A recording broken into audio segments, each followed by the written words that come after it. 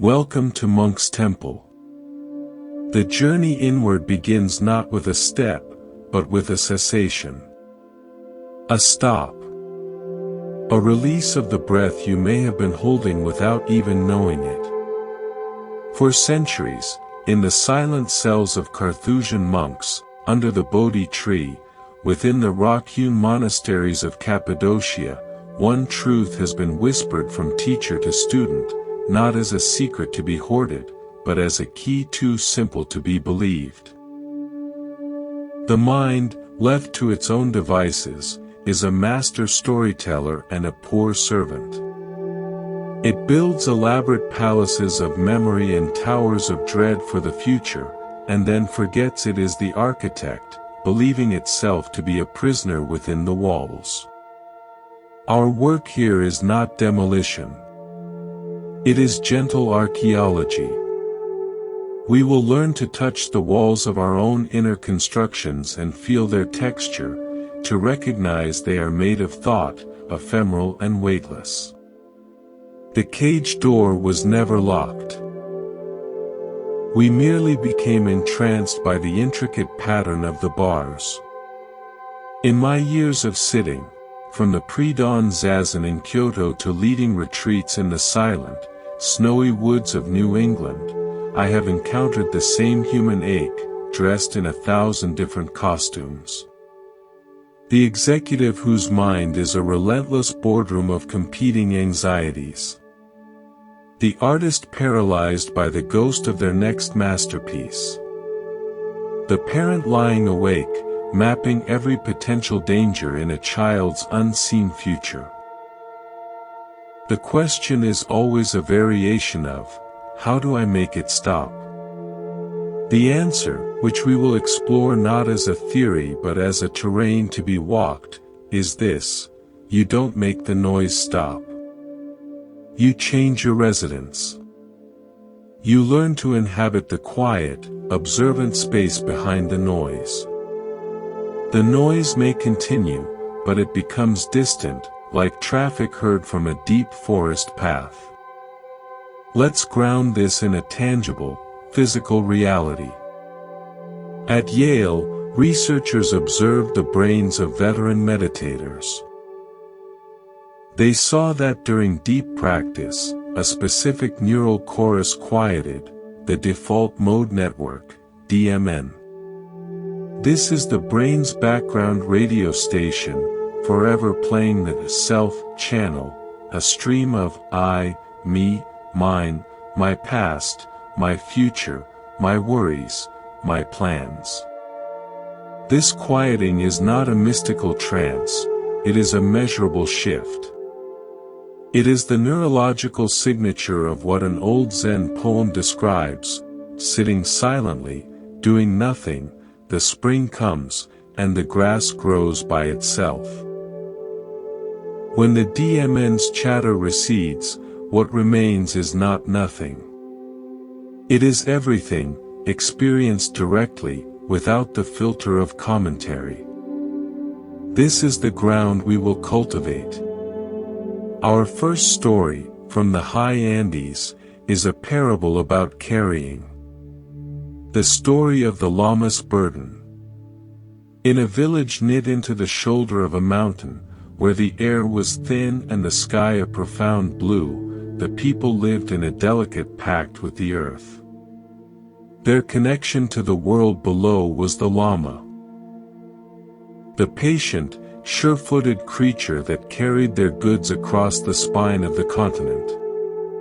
A young herder, Mateo, was given a task of honor, to take the season's yield of their most precious commodity, a wool of astonishing softness and vibrant, natural dyes, to the trading market in the lowlands.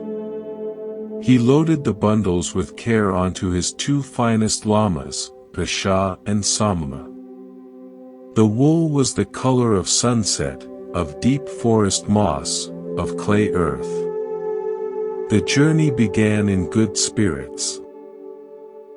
But as they climbed into the highest pass, a wind descended, a sriracha, that carried the ice of distant glaciers in its breath.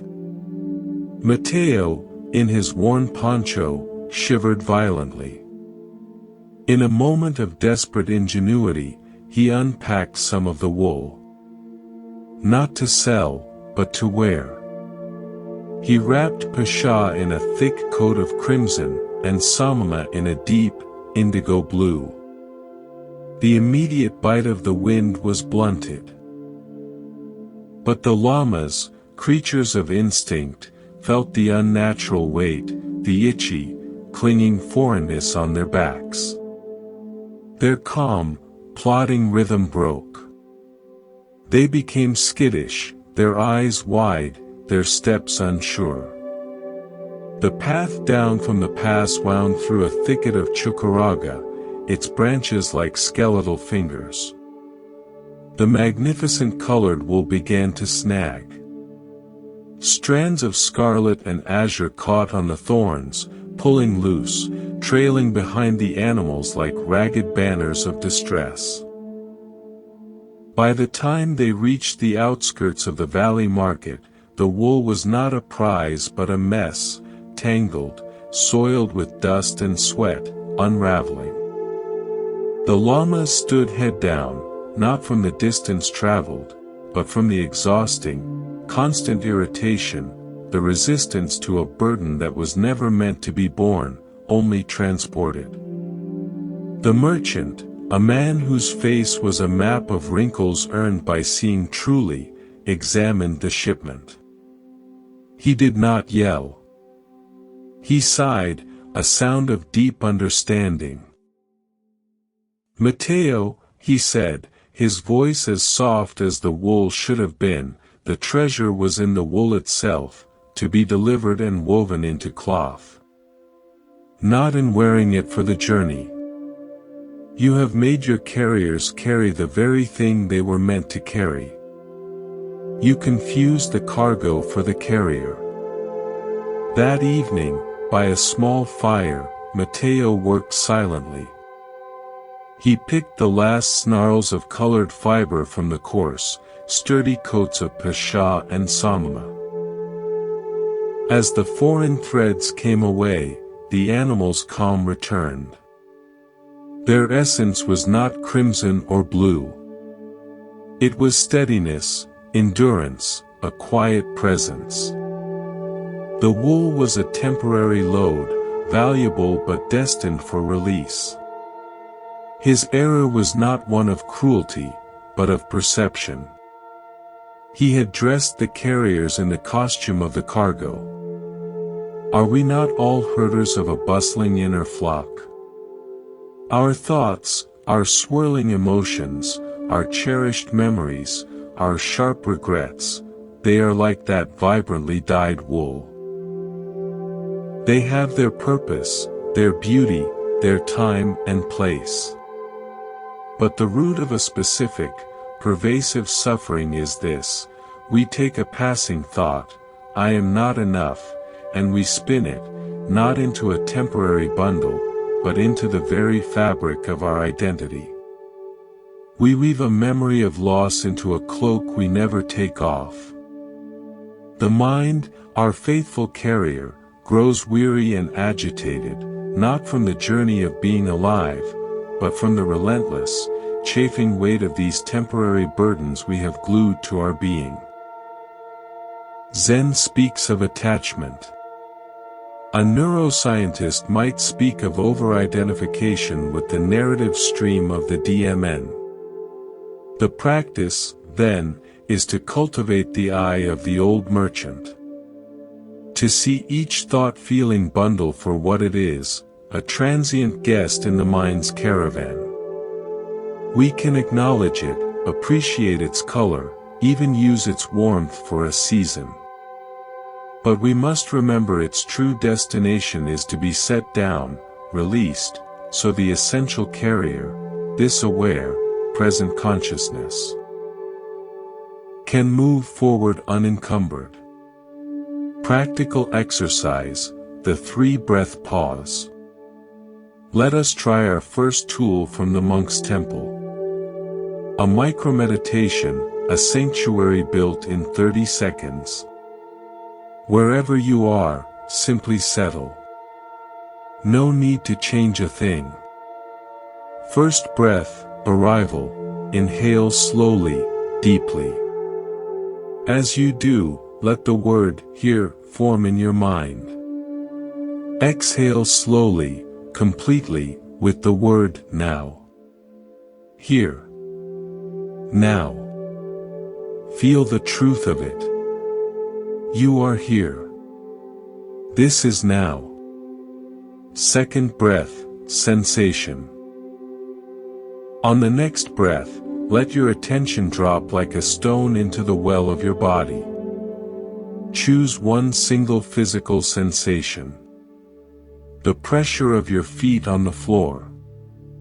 The weight of your hands in your lap. The coolness of air at your nostrils. Do not analyze. Simply feel. Be the sensation. Third breath, release, inhale. On the exhale, let go of all focus. Unclench the mind's hand. Allow your attention to soften, to widen like a pool after a ripple has passed. For these 3 seconds, there is nothing to do, nowhere to be, no self to improve. Just being. That is one cycle. In half a minute, you have stepped out of the storyline. You have, literally and neurologically, put down the wool. The agitated mind lama settles. This sanctuary is always available, between the sentences of your life, in the pause before a reply, in the space after a thought. The Buddha taught, you are what you think. All that you are arises from your thoughts. This is not a command to think only happy thoughts. It is a map of cause and effect. It reveals that the landscape of our lived experience is constructed from the material of our mind. If we believe we are permanently clothed in anxiety, that becomes our reality. If we learn to see thoughts as passing weather on the mountain of awareness, our reality transforms. As we continue, we will learn to become wiser herders. We will learn to pack our loads with intention, to travel lighter, and to recognize the timeless, unburdened presence that has been carrying us all along. The inward journey is unique. The destination is present at the very start. Let this first understanding settle. The wool is not the llama. The thought is not you. In that simple space of recognition, the first, quiet whisper of peace is found. The ancient Stoics envisioned the wise mind as an inner citadel, a fortress unshaken by the sieges of fortune. In Japan, the Zen ideal is Fudoshin, the immovable heart-mind. This is not the rigidity of stone, but the resilience of deep roots, a presence so rooted in the present that the fiercest winds of circumstance can only bend it, never break its core. It is the eye of the hurricane, a paradoxical calm at the center of the storm's fury. How do we cultivate this unmoved center when the gales of modern life seem perpetual? The winds are not just external, the urgent news, the demanding schedule, they are internal, the gale force of our own reactive thoughts. Psychology offers us the concept of locus of control. Those with an internal locus believe they can influence their lives through their choices and attitudes. Those with an external locus feel perpetually subject to fate, luck, or the whims of others. Unsurprisingly, an internal locus is linked to resilience, lower anxiety, and greater well-being. But Zen takes us a step deeper, beneath the level of belief and into the realm of perception.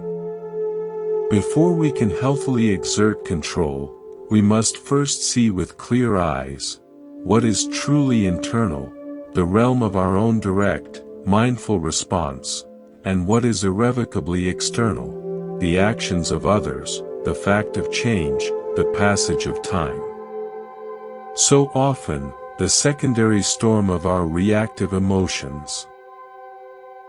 The rage at the traffic, the panic at the unexpected email, creates more turbulence than the initial event itself. I recall a pivotal moment from my early training. I was in my 20s, on a rigorous 7-day silent retreat. By the third day, every joint screamed during the long sits, and my mind was a cacophony of boredom, doubt, and a frantic desire for the experience to be different. During a period of walking meditation in the monastery's famed rock garden, I watched an elder monk, his movements the very picture of serenity, rake the white gravel into perfect, flowing lines that echoed the patterns of water. He was a study in peaceful intent. Suddenly, a sparrow, chasing an insect, darted down, skittered across the pristine surface, and left a chaotic scatter of tiny footprints and displaced stones right through the center of his design. I felt a visceral spike of irritation on his behalf. All that careful, beautiful work, ruined. The monk simply paused. He straightened, leaned on his rake, and watched the sparrow hop away.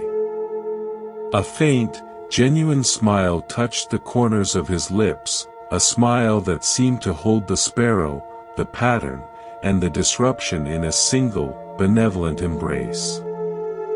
Then, without a trace of frustration, he simply began raking again, his movements as peaceful and deliberate as before. The lesson was immediate and wordless. The disturbance was not the sparrow. The disturbance was my idea of how the gravel should be, my attachment to the perfect pattern. His peace resided not in the fragile outcome, but in the timeless act of raking itself. His center was unmoved because it was not tied to an external form. He was the raker, not the pattern.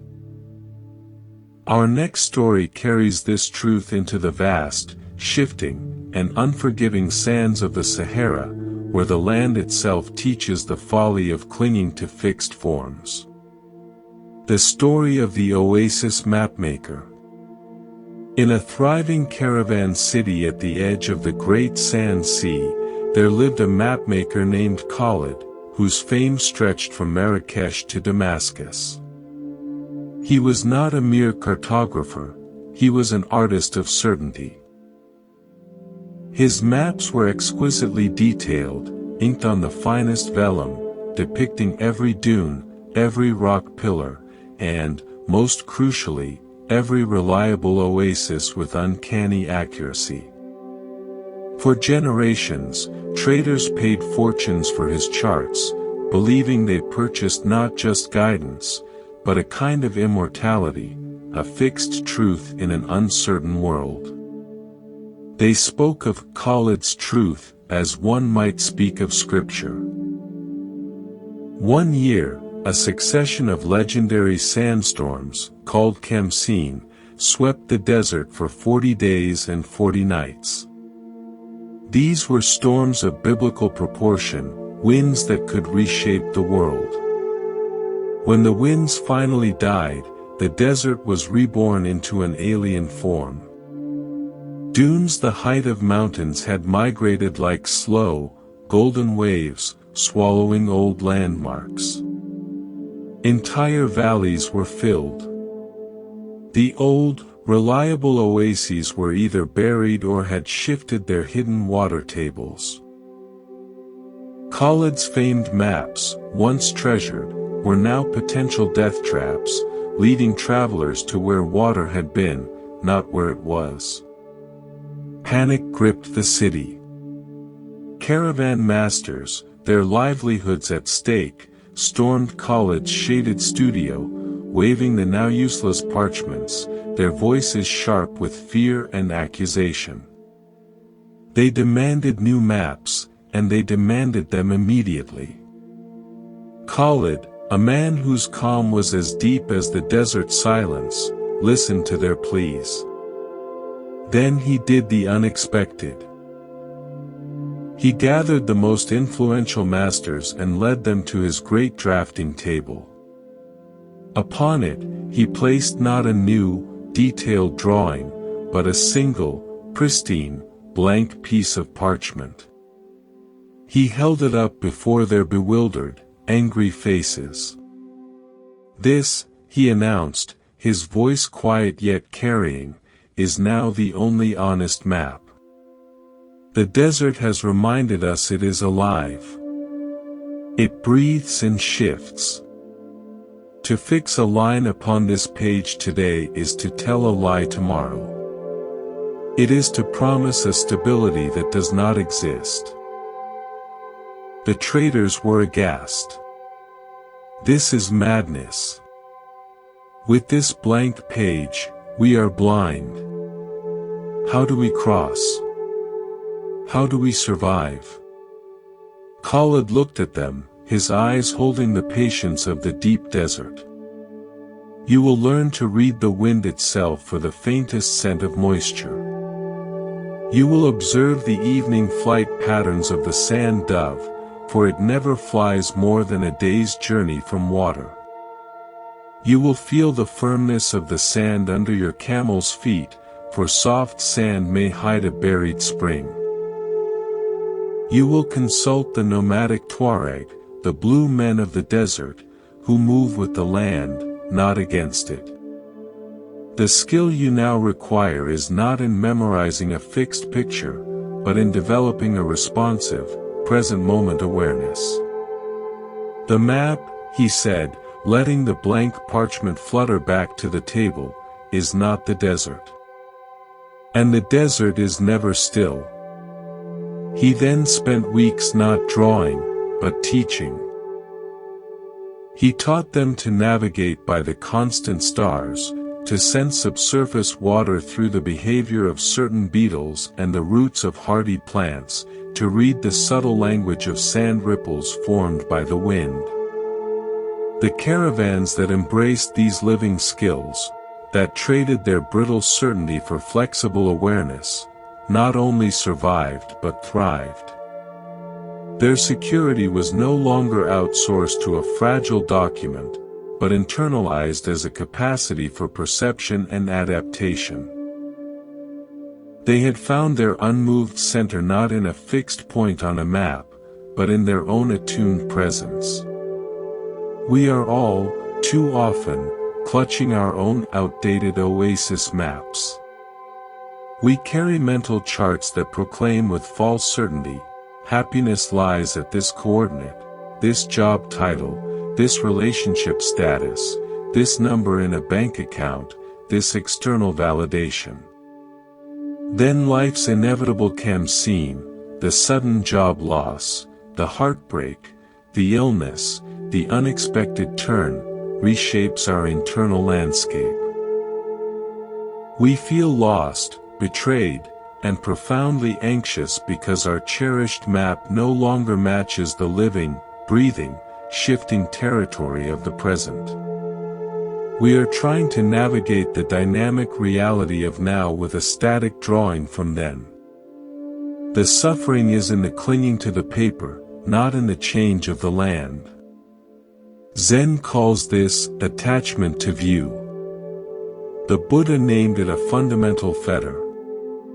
Khalid, the wise mapmaker, demonstrated Shoshin, beginner's mind.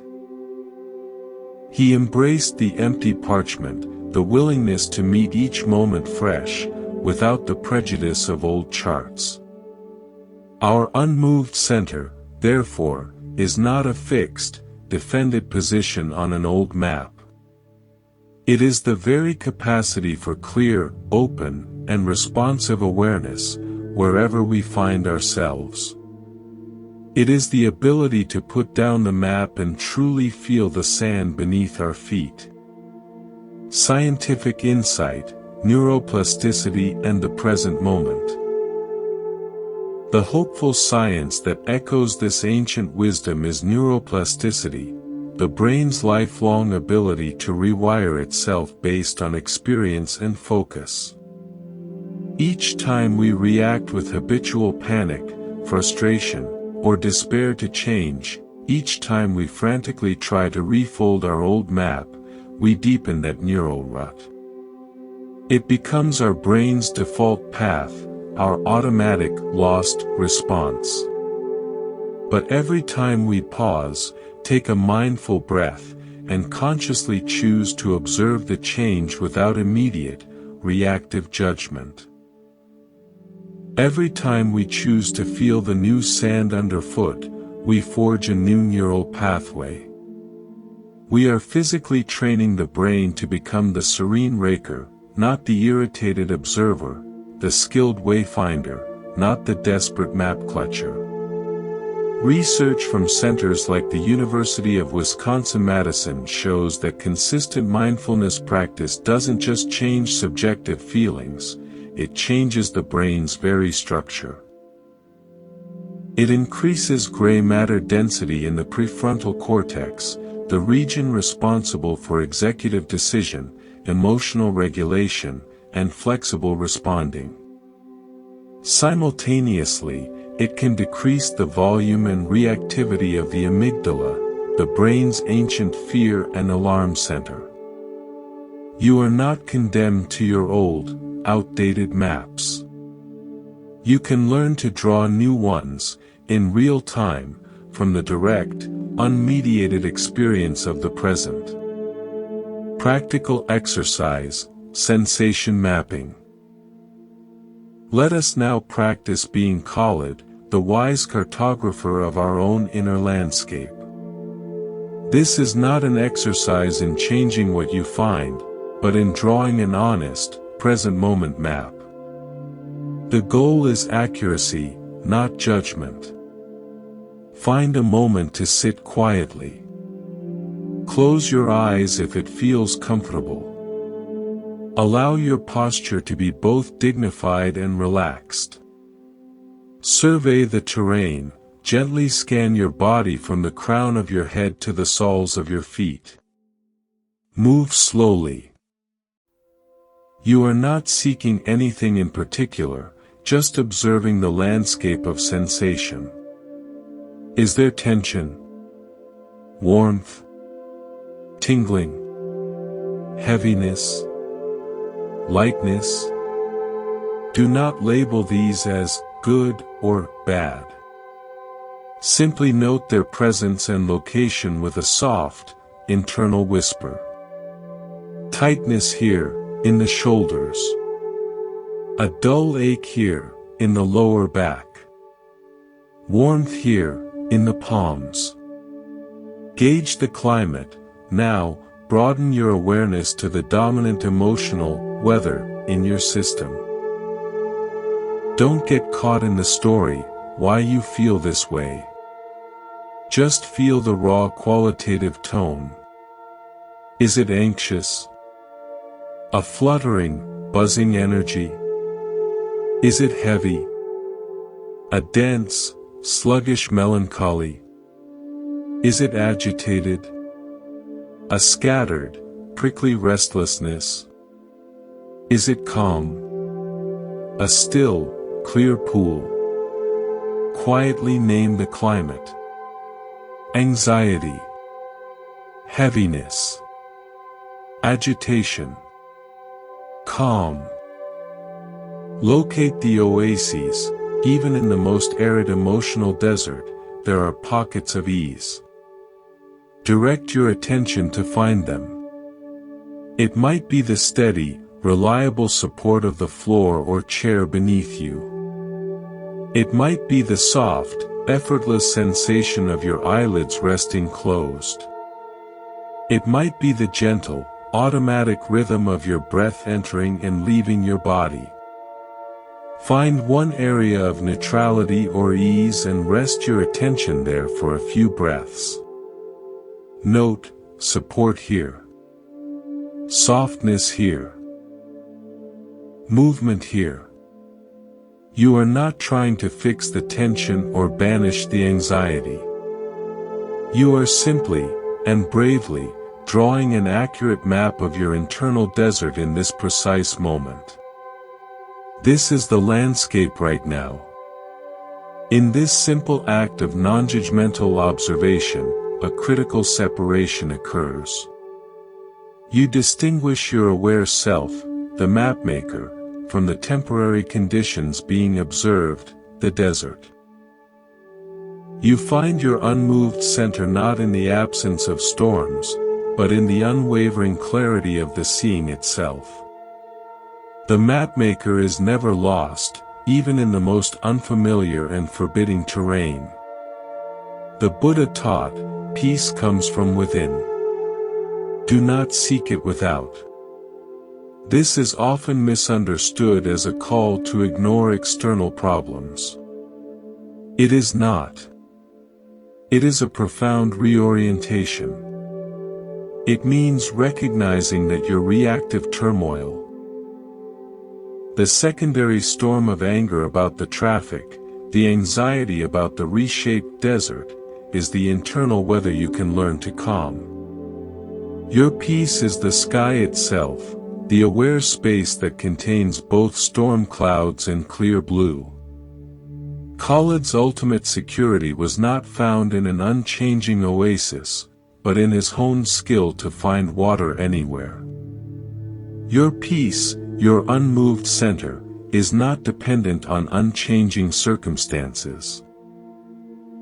It is your innate capacity to find a grounded, aware presence within any circumstance.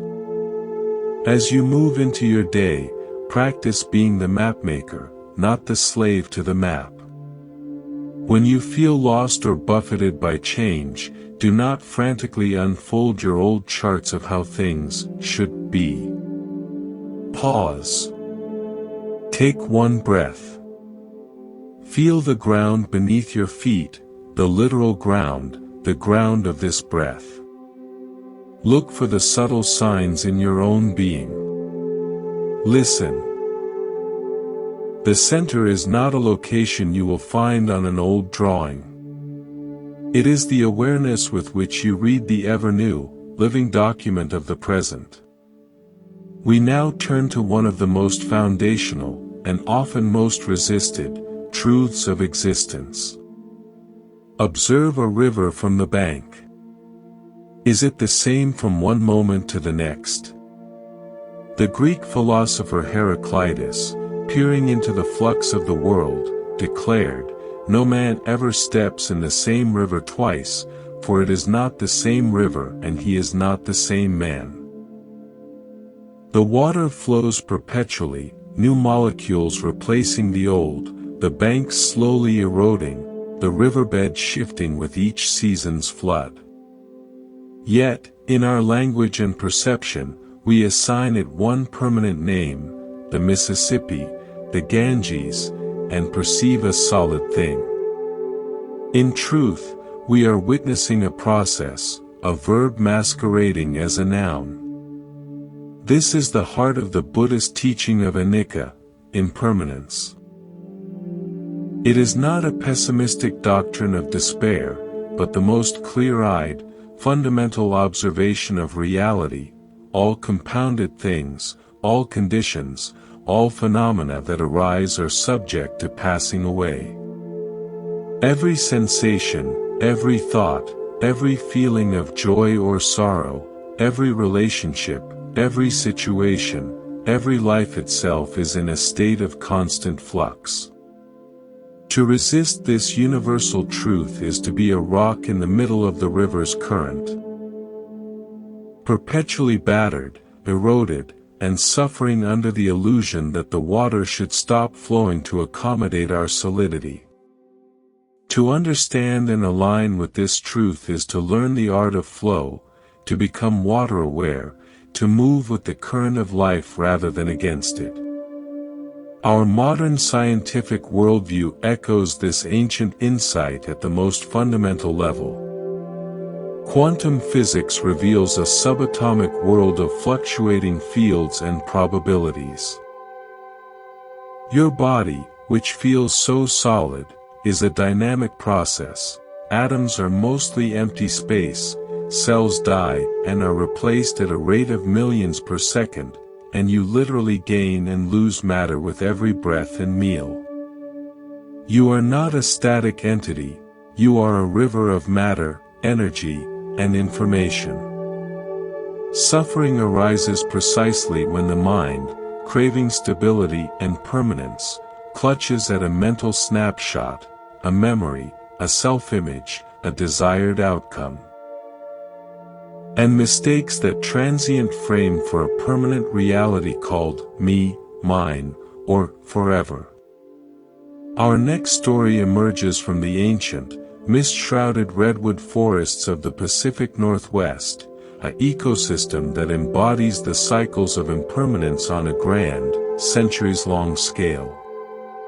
The story of the grandmother tree and the sapling. In a secluded valley where coastal fog clung to the crowns of towering redwoods like ghostly silk, there stood a tree known to all in the region simply as Grandmother. She was a giant, a survivor of 1,000 winters.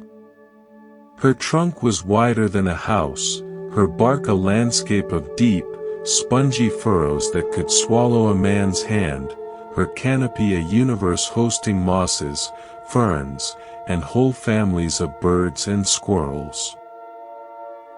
At the very edge of her vast, sheltering skirt of roots, where a shaft of sunlight somehow consistently found its way to the forest floor, grew a young, slender sapling. It was eager, vibrant, and straining with every fiber towards that precious light. One autumn, a storm of legendary ferocity descended from the Pacific. It was not merely rain and wind, it was a tempest that seemed intent on remaking the forest. Winds that could snap ironwood roared through the canopy with a sound like a crashing ocean. The sapling, barely thicker than a wrist, was terrified. It watched in horror as older trees around it groaned and swayed violently, their branches whipping like desperate arms. It felt its own slender form bending at an alarming angle. "Grandmother," it cried out, for in the silent language of the forest, such communion is possible. "The wind will shatter us. You are the tallest. It must strike you the hardest. How do you stand? How do you not break?" The grandmother tree did not answer with words at first. Instead, she offered a silent lesson in motion. Her voice was the rustle of a million needles. "Little one, do not watch my trunk. Lift your attention. Watch my highest living branch." The sapling, with effort, tilted its perception upward. As a hurricane-force gust slammed into the forest, Grandmother's mighty crown did not resist. It bowed. It swept in a great, graceful, terrifying arc, allowing the wind to stream through her needles with a roaring hiss. Her massive trunk, flexible for all its unimaginable girth, swayed with a deep, rhythmic, almost peaceful grace. When the gust passed, her voice came again, soft as settling moss. "I do not stand against the storm. I move with it. My strength is not in rigidity, but in my profound ability to bend. My roots are deep and wide, not to hold me stiff and proud, but to allow me this majestic sway without being torn from the earth." "But your leaves," the sapling exclaimed, seeing thousands of the grandmothers older, golden needles torn loose in that one gust, swirling into the violent air. You are losing them. You are being destroyed. Every autumn, I release what I no longer need, grandmother sighed, a sound like the first drops of a gentle rain. The old needles make way for the new growth of spring. The wind today is but a swift and forceful assistant in this necessary release. To cling stubbornly to every leaf, to every needle, is to risk my very limbs breaking under their accumulated weight when the winter snows come. Letting go is not loss, little one, it is an essential part of my growth, my longevity. You perceive shedding. I experience necessary change. The storm raged on through the night. Remembering, the sapling stopped straining with all its might to remain perfectly, rigidly upright. It allowed itself to be flexible, to dance wildly in the wind, to become part of the storm's motion rather than a target for its force. It felt a few of its own tender needles ripped away and felt a pang of fear. But then, as it yielded, it felt something incredible, the liberating, impersonal power of the wind flowing through it, not just against it. It was not a solid thing being attacked. It was a living being participating in the storm's magnificent, temporary, and awe-inspiring dance. At dawn, the storm moved on. The valley was littered with the wreckage of its passage, a carpet of golden needles and, more soberly, the massive, shattered trunks of neighboring trees that had resisted until their rigid cores could take no more and snapped. Grandmother stood, perhaps with a great, dead limb now cleanly sheared away, but whole, vibrant, her remaining needles glistening with moisture. And the sapling, though bruised and battered, its young bark scarred, remained firmly rooted. And in the new spaces created by the storm's pruning, it could already sense more sunlight reaching its eager, growing tips. We are that sapling. We are taught that strength lies in holding on rigidly. To youth, to possessions, to relationships, to ideas of who we are, even to specific emotional states like happiness. We perceive the winds of change, aging, loss, failure, shifting circumstances, as mortal adversaries to our solid self. We stiffen in resistance. We contract in fear. And in that very stiffness and contraction, we suffer, and sometimes, we break. We snap under the weight of our own resistance. The grandmother tree embodies the twin wisdoms of non-attachment, aparigraha, and equanimity, upekkha. Her deep, interconnected roots are the practice of mindfulness, a steady connection to the ground of being. Her majestic flexibility is the practice of acceptance, yielding to what is, without internal war. The conscious release of her needles is the practice of surrender, letting go of what the moment demands be released, trusting the cycle of growth. She does not seek out the storm, but when it arrives, she knows how to be part of its flow, because she understands she is part of the flow of life itself. Scientific insight, stress response versus strain response. Modern biology provides a precise parallel to this arboreal wisdom. When faced with a challenge, we experience stress, the external force, like the wind. The internal result is strain, the deformation, damage, or wear and tear, like the breaking of a branch. A resilient system. A healthy redwood, A well-trained mind and nervous system experiences the stress without excessive strain. It adapts, yields, dissipates the energy of the stressor. A brittle, rigid system fractures under the same stress. Research in psychoneuroimmunology shows that mindfulness practice significantly reduces the biomarkers of the strain response, lowering cortisol, reducing inflammatory cytokines. It helps us become more like the grandmother tree on a physiological level. We learn to bend without breaking, to experience the stress of life without being destroyed by the strain of our resistance. Practical exercise, the leaf on the stream. This is a classic mindfulness visualization for practicing the art of flow with our internal experience. It directly trains us to see thoughts and feelings as transient, like leaves on water. Sit comfortably. Close your eyes. Take a few deep breaths to arrive. Become the bank. Imagine yourself sitting beside a gentle, clear, slow-moving stream on a perfectly quiet day. The bank is soft and comfortable. Feel yourself as this stable, observant bank, present, grounded, unmoving. Notice the leaves, see leaves of all shapes, sizes, and colors floating down the stream.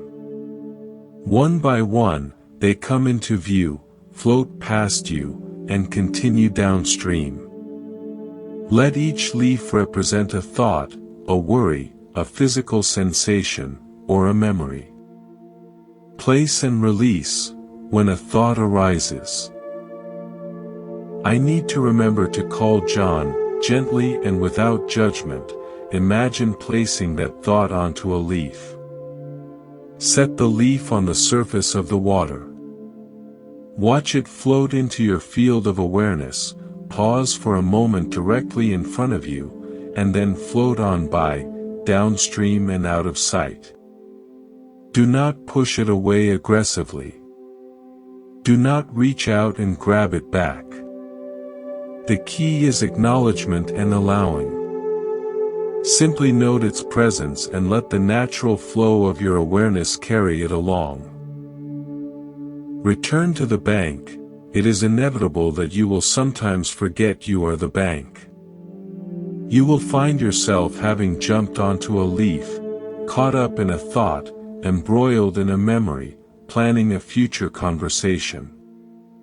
When you notice this, gently say to yourself, "Ah, I'm on the leaf." Then, with kindness, step back onto the bank. Resume the stance of the watcher, the grounded observer. Practice this for just a few minutes. You are not trying to empty the stream. You are training the mind in the fundamental art of flow. You are learning, experientially, that you are not the leaves, your transient thoughts and feelings. You are the aware, spacious consciousness, the bank and the stream, through which they pass. This is how we cultivate the flexibility of the grandmother tree within the ever-flowing stream of our own consciousness. The Buddha taught, Sab Sakra Nika. All conditioned things are impermanent. When one sees this with wisdom, one turns away from suffering. To see the river-like nature of all existence is not nihilism, it is the ultimate realism. It is this realization that allows us to appreciate the breathtaking beauty of this bend in the river, this specific pattern of sunlight on water, precisely because we know it is fleeting and unique. We learn to love more deeply because we hold loosely, understanding the preciousness of the moment. We engage with life more fully, with less fear, because we are not wasting our vital energy in a futile attempt to freeze the current. Tonight, As you lie in the great river of time flowing towards sleep, practice being the flexible tree, not the rigid rock. Feel the currents of breath, sound, and sensation in your body. Do not resist them. Let them flow through you. Consciously release the day's leaves, its worries, its triumphs, its conversations, onto the stream of letting go. Your strength, your peace, is not found in fighting the current, but in knowing how to float within it, how to bend with its curves, all while remaining rooted in the deep, still awareness that exists beneath all flow. We often navigate life as if we are solitary islands, self-contained, independent, our joys and sorrows private affairs. Yet, reality sings a different, more complex harmony. It composes a vast, interconnected symphony where each note, each instrument, finds its meaning and tone only in relation to all the others. The Japanese Buddhist concept of enji, dependent origination or interdependent co-arising, teaches that nothing, absolutely nothing, comes into being or exists in isolation. Every phenomenon arises and is sustained by a web of causes and conditions. Consider your morning coffee. That simple cup connects you to Colombian farmers under the equatorial sun, to ocean shippers navigating trade routes, to the water cycle that fed the coffee plants, and to the nuclear fusion in the heart of our sun that powered it all. Your fleeting smile at a stranger on the street may ripple outward in ways you will never trace, lifting a mood, softening a heart, altering the course of a day. You are not a soloist on a stage. You are an essential, irreplaceable thread in an infinite, living tapestry. Your sense of being a separate self is a convincing illusion, a trick of perception, like seeing only a single pixel on a vast screen. Modern science now confirms this ancient, intuitive insight across disciplines. In ecology, we find the Wood Wide Web, the astonishing mycorrhizal fungal network that connects trees in a forest, allowing them to share nutrients, water, and even chemical warnings about pests. In neuroscience, the very notion of a fixed, singular self is dissolving. What we call I is revealed as a shifting constellation of neural patterns, a narrative constructed by the brain, continuously influenced and rewritten by every bodily sensation, every memory, every social interaction. There is no commander in the skull, there is a democratic, dynamic process. You are a conversation, not a monologue. Our next story, born from the misty, resonant landscape of the Scottish Highlands, illustrates how our suffering stems from seeing only the individual threads, and how peace arises from perceiving the weave. The story of the Lochside Tapestry. By the deep, still, peat-dark waters of a Scottish loch, where the silence was broken only by the cry of a distant hawk, lived Elspeth. She was a weaver, but her reputation was that of a sorceress of wool and loom. Her tapestries were not mere decorations, they were experiences. People swore they could feel the damp chill from her woven highland mists, smell the heather in her hills, and hear the echo of a lone piper in the glens she depicted.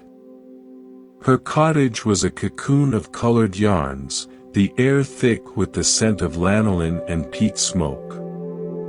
A young, ambitious artist named Ian, armed with technical skill but haunted by a sense of emptiness in his own work, made the long journey to her door. He found her, a woman with eyes the gray of the loch at dawn, hands moving with a rhythmic certainty. Master Elspeth, he began, with a student's deference. Your work is miraculous. It breathes. Tell me, what is your secret? How do you plan it? Do you first sketch the entire, grand scene upon the loom before you weave a single thread? Elspeth smiled, a crinkling at the corners of her eyes. She said nothing but gestured for him to follow. She led him to her great, wooden loom that dominated the main room. Upon it stretched a half-finished tapestry. Ian caught his breath. It was a scene of the very world outside the window, the cottage itself, the loch, the rising hills, a great oak on the shore, the rowan tree by the door, all captured in mid-creation. Sit, she said. Watch. For hours, Ian watched. And his initial awe curdled into frustration. Elspeth consulted no master sketch, no painted cartoon. Her process seemed like chaos. She would pick up a spool of earthy, peat-brown thread and weave a few lines in the lower corner. Then she'd set it aside, select a shimmering thread the exact color of the loch under a cloudy sky, and add a patch in the center. She worked on the perfect, inverted reflection of a cloud in the water before the cloud itself was fully formed in the sky above. She wove a single, brilliant crimson thread, a single rowan berry, into a corner of the tree, then left it hanging, unattached to any branch. It's chaos. Ian finally burst out, unable to contain himself. You work on disconnected parts. You jump from the water to the root to the sky. How can you possibly hold the vision of the whole in your mind? How do you know it will come together? Elspeth paused her shuttle. She did not look offended, only thoughtful. She pointed a bony finger to a single, humble, dun-colored thread in the very lower corner of the tapestry. What is this? She asked. Ian leaned in. It's a root. A small root of that great oak tree. And this? She pointed to a thread of a rough, stony gray near the top of the woven cottage wall. A stone. One of the stones in the cottage wall. And this? Her finger moved to a tiny, almost invisible fleck of gold ochre in a window. The light.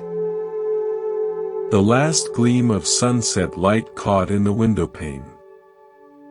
Elspeth's fingers, calloused and gentle, touched each of these threads in turn. Without this small, anchoring root, she said softly, the oak is not steady. If the oak is not steady, the shape of the hill against the sky behind it changes. If the hill's curve is different, then the cottage sits in a different relation to it. If the cottage is elsewhere, the angle of the setting sun as it strikes the loch shifts. And with a different angle of light. She touched the golden fleck again. This particular, mournful beauty of the loch at dusk, this specific quality of longing and peace that makes the scene true, would not exist. She turned her loch-gray eyes to Ian. I do not weave things, Ian. I weave relationships. The root relates to the stability of the oak. The oak relates to the contour of the hill. The hill relates to the placement of the cottage. The stone in the wall relates to the history of the land. The light relates to the time of day and the viewer's heart. My plan, is not a picture of a finished scene. My plan is to tend to each relationship on the loom with absolute integrity, with careful attention. I listen to what this thread asks for next to that thread. The whole, the living truth of it, then emerges. It cannot be forced. To begin with a fixed, complete picture in my mind would be the greatest lie, for it would force these living threads into a predetermined, dead pattern. It would break their true, silent conversation. Ian sat in a stunned, humbled silence. He had come seeking a technique, a trick of the hand, and had been given a new way of seeing the world. He saw with sudden, painful clarity that every person in his life, every success, every failure, every joy, and every heartbreak, was a thread. His suffering, his creative blocks, stemmed from trying to force the threads of his life into a predetermined, ego-driven masterpiece, a perfect career, an ideal relationship, a flawless reputation. He had been tugging aggressively on one thread, his ambition, and creating unseen pulls, distortions, and tensions throughout the entire delicate weave of his being. The art, Elspeth showed him, was not in controlling the final image, but in attending with humility and care to the next honest stitch, the present moment relationship, and trusting the tapestry of a life to emerge from that fidelity. We are all weavers at the loom of our experience. Yet we suffer because we are obsessed with a fantasy of the finished product, the perfect life, the ideal outcome, the moment when everything will finally come together. We curse the dark, difficult threads, the threads of loss, of illness, of failure, not seeing that they provide the essential contrast, the depth, the shadow without which the gold threads of joy and peace would have no brilliance, no visibility. We tug and pull on single threads, trying to control one person, one outcome, one aspect of ourselves, and in our myopia, we create unseen snarls and painful tensions throughout the entire fabric of our lives. Elspeth embodies the Zen principles of non-striving, mui, and trust in the process. She works with tat hata, suchness, or thusness, honoring each thread, each moment, for exactly what it is, and connecting it with mindful care to what surrounds it. Her profound peace flows from this intimate, relational attention, from knowing she is not creating the tapestry alone, but participating in a revelation that is always already happening. Scientific insight, social baseline theory. The biological truth of our interconnection is powerfully articulated in neuroscientist James Cone's social baseline theory. This theory posits that the human brain and nervous system evolved to operate within a dense, reliable network of social connection. Our brains literally offload a significant portion of the work of emotional regulation and threat assessment onto this social network. When we feel safe, loved, and connected, our amygdala, the fear center, is quieter, our stress hormones are lower, and we have more metabolic resources for growth, repair, and joy. When we feel isolated, alienated, or separate, the brain is forced into a state of hypervigilance. The amygdala must work overtime, scanning for threats, consuming vast amounts of energy. Chronic loneliness is not just a psychological pain, it registers as a physiological burden as severe as chronic physical stress. Feeling separate is not merely a poetic sadness, it is a biological state of high cost. Interconnection, therefore, is not a fluffy spiritual ideal, it is a fundamental imperative for our survival and well-being. Practical exercise, the web of gratitude. This practice moves beyond listing things you're grateful for. It is an active meditation on tracing the threads of the tapestry, designed to soften the illusion of separateness and cultivate a felt sense of belonging. Before you sleep, or in a quiet moment, bring to mind one simple, pleasant, or neutral moment from your day. It need not be dramatic. The warmth of a mug in your hands on a cool morning. The successful completion of a small, mundane task. The sight of a bird on a branch. Now, with the curiosity of a detective following a clue, mentally trace the threads of this moment backward. Take the mug. Who made this mug? From what clay, dug from what hillside? Who designed its shape? Who operated the kiln that fired it to durability? Who packaged it? Who shipped it across oceans or continents? Who stocked it on a shelf? Who sold it to you or gifted it to you? Who placed it in your cupboard? Take the completed task. What skills did it require? Who taught you those skills? A teacher, a parent, a book written by a stranger? What tools did you use? Who invented those tools? Who mined the materials for them? Who built them? Who maintains them? Do not attempt an exhaustive, infinite list. That is not the point. Do it as a gentle, wondering exploration. Feel, rather than think, the vast, silent, intricate web of countless beings, human, animal, plant, elemental, whose lives and efforts intersect to support and make possible your simplest, most ordinary moment. You are not a solitary consumer at the end of a chain. You are a living node in a boundless, breathing network of giving and receiving. This practice dissolves the hard edges of the separate self. It replaces the heart of isolation with a natural, flowing gratitude, which is the fertile soil from which compassion for yourself and all beings spontaneously grows. The Buddha taught, just as a great tree grows from a small seed, so do all things in this world arise from causes.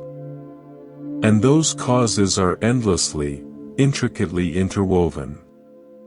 Seeing this interconnectedness is the very root of compassion, karuna. It fosters a deep understanding.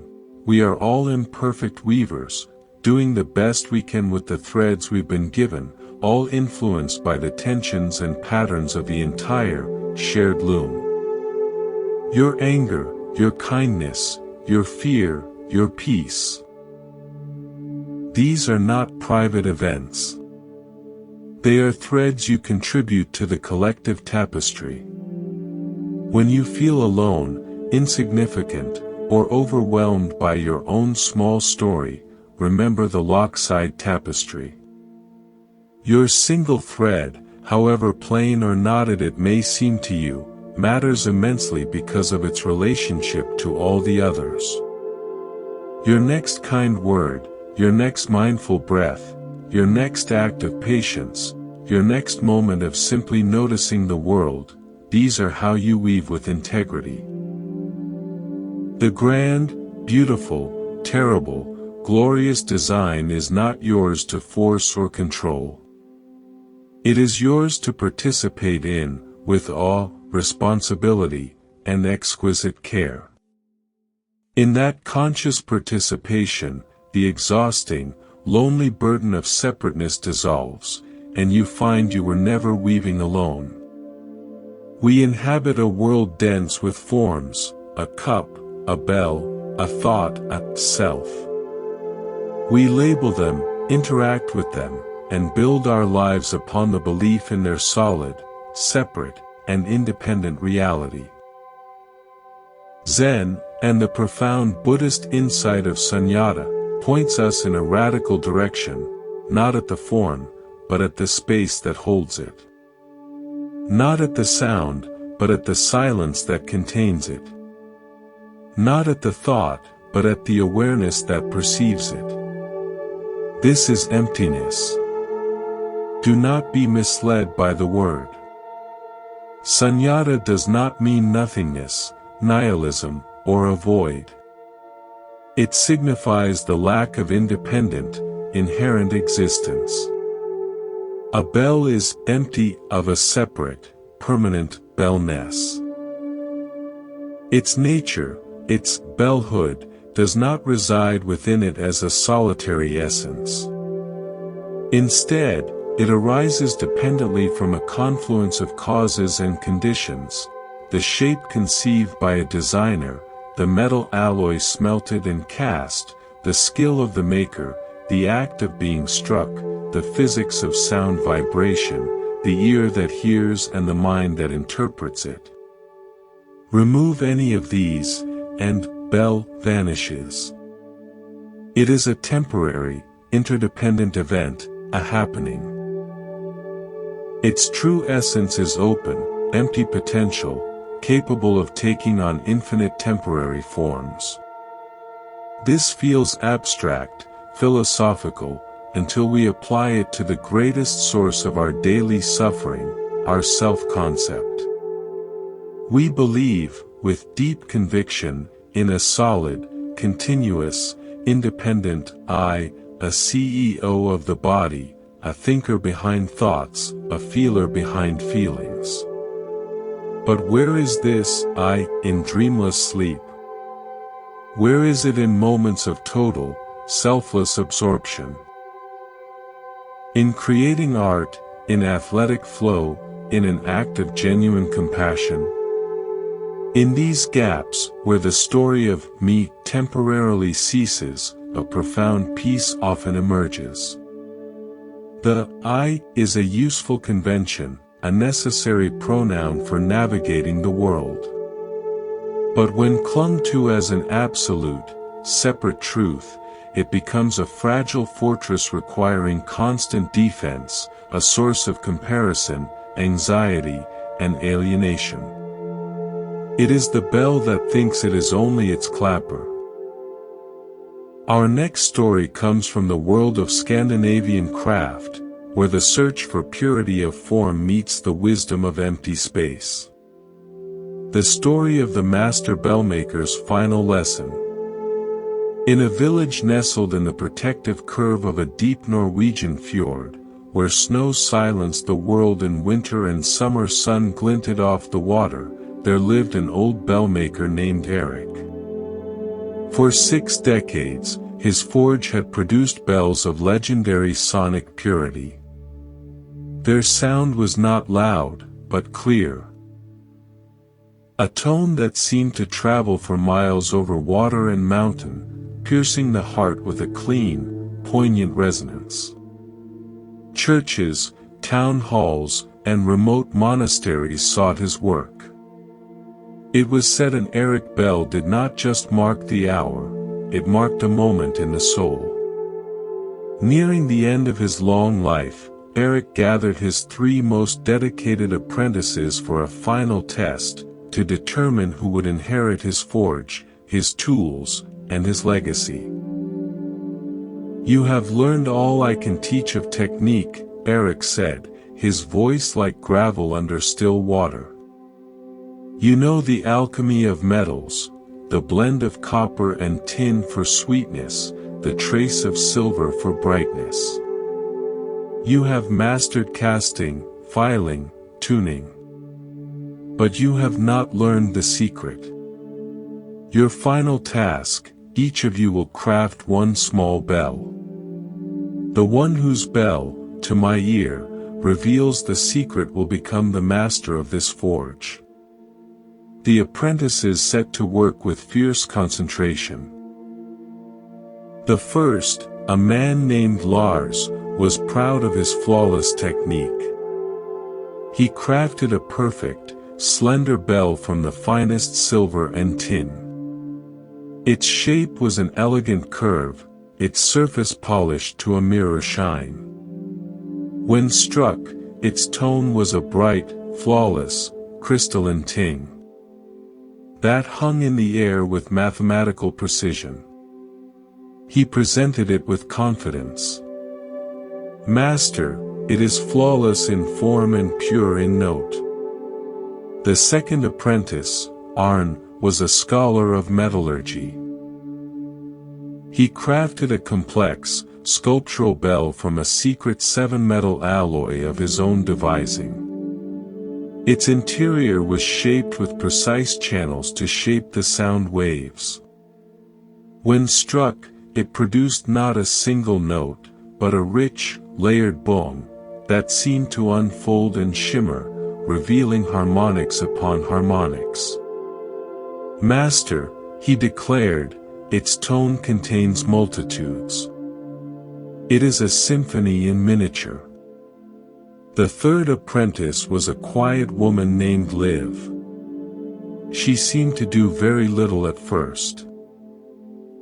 She spent days not at the forge, but sitting by the fjord, listening to the wind over the water, the cry of gulls, the profound silence between sounds. When she finally began, she used common, unremarkable bronze. The bell she cast was simple, even plain. Its shape was slightly irregular, bearing the soft marks of the hand-sculpted mold. It had no polish, only the honest, matte finish of the metal. On the day of judgment, the forge was still. Eric took Lars's silver bell. He struck it gently with the soft mallet. A beautiful, pristine ting filled the space. Eric nodded, his face impassive. He took Arnie's complex bell. He struck it. The deep, complex bong unfolded, vibrating in the chest. Eric nodded again. Finally, he took Liv's plain, bronze bell. He did not strike it. He held it aloft in his gnarled hand, closed his eyes, and simply listened. A full minute of silence passed. The other apprentices shifted, confused. Lars and Arn exchanged glances. Another 30 seconds. The only sound was the crackle of the dying forge fire. Then, Eric's weathered face underwent a transformation. The lines of severity softened, then dissolved into a deep, radiant smile of recognition. He opened his eyes, which were moist. "Liv's bell," he announced, his voice thick with emotion, "has the most beautiful sound." A stunned silence, then protest erupted. "But master," Lars cried. "It made no sound at all." "Precisely," Eric said gently, holding the plain bell as if it were a holy relic. "The secret is not in the note a bell makes, but in the quality of the silence from which the note arises and into which it returns. A perfectly tuned bell is impressive, like a perfect recitation of facts. A complex bell is clever, like a sophisticated argument. But a bell that, even in its stillness, in its very form, reminds you of the essential, listening silence, that is a true bell. Its form points to the formless. Its potential sound reveals the soundless background that holds all music." Liv understood. She did not craft a noisemaker. She crafted an invitation to listen to the space around the sound, to the awareness that hears. That is the essence. He placed the bell gently on the anvil. The forge is yours, live. Remember always, the masterpiece is not the form. It is the emptiness that allows the form to speak. Tend to that silence, and every bell you make will be a call to wake up. We are like Lars and Arne, obsessed with the note, our achievements, our personality traits, our life story, our opinions. We spend our lives polishing our self-bell, trying to make it ring with impressive achievements, unique complexities, perfect pitch. This relentless effort creates a constant, exhausting noise of self-concern, comparison, and performance. Live understood that the true, ineffable value lies not in the transient sounds, but in the silent, aware, spacious presence that can perceive all sounds, including the sound of the self-story. Your essence is not the changing, churning content of your mind, the sounds.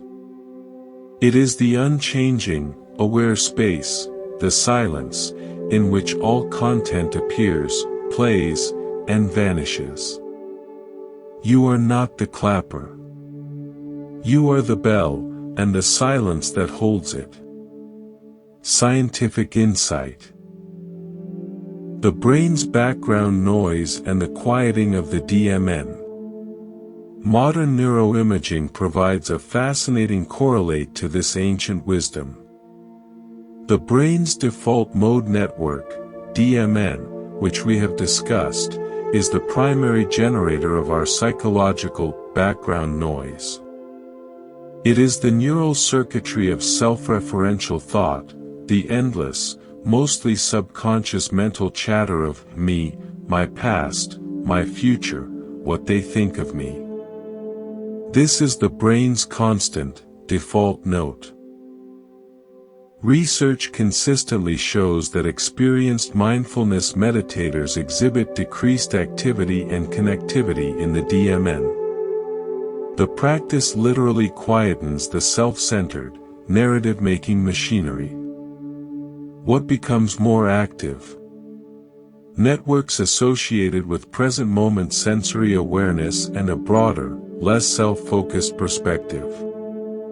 This shift, from being lost in the noisy content of thought to resting in the contextual awareness of experience, is a key neurological marker of well-being and the felt sense of emptiness or self-transcendence. Practical exercise, listening to the silent bell. This is a meditation on shifting identification from content to context, from sound to silence. Sit comfortably. Close your eyes. Take a few moments to settle. Listen to sounds. For 1 minute, direct your attention to all sounds, both near and far. Notice them. Label them softly in your mind as sound. Car sound. Bird sound. Radiator sound. The sound of your own breath. Shift to the space of listening. Now, radically change your focus. Do not listen to the sounds. Instead, listen to the silence that exists between them, underneath them, and around them. Feel the vast, open space in which all sounds occur. If thoughts arise, treat them as internal sounds. Notice the silent space that surrounds even these thought sounds. Feel the listener, turn your attention gently inward. Feel the awareness itself that is doing the hearing.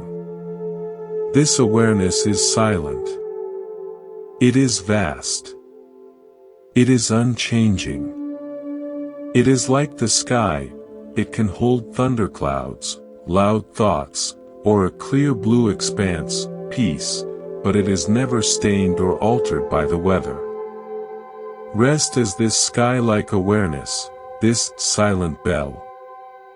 Return, when you inevitably get caught up in a note, a compelling thought, a planning sound, gently notice, ah, there is a note.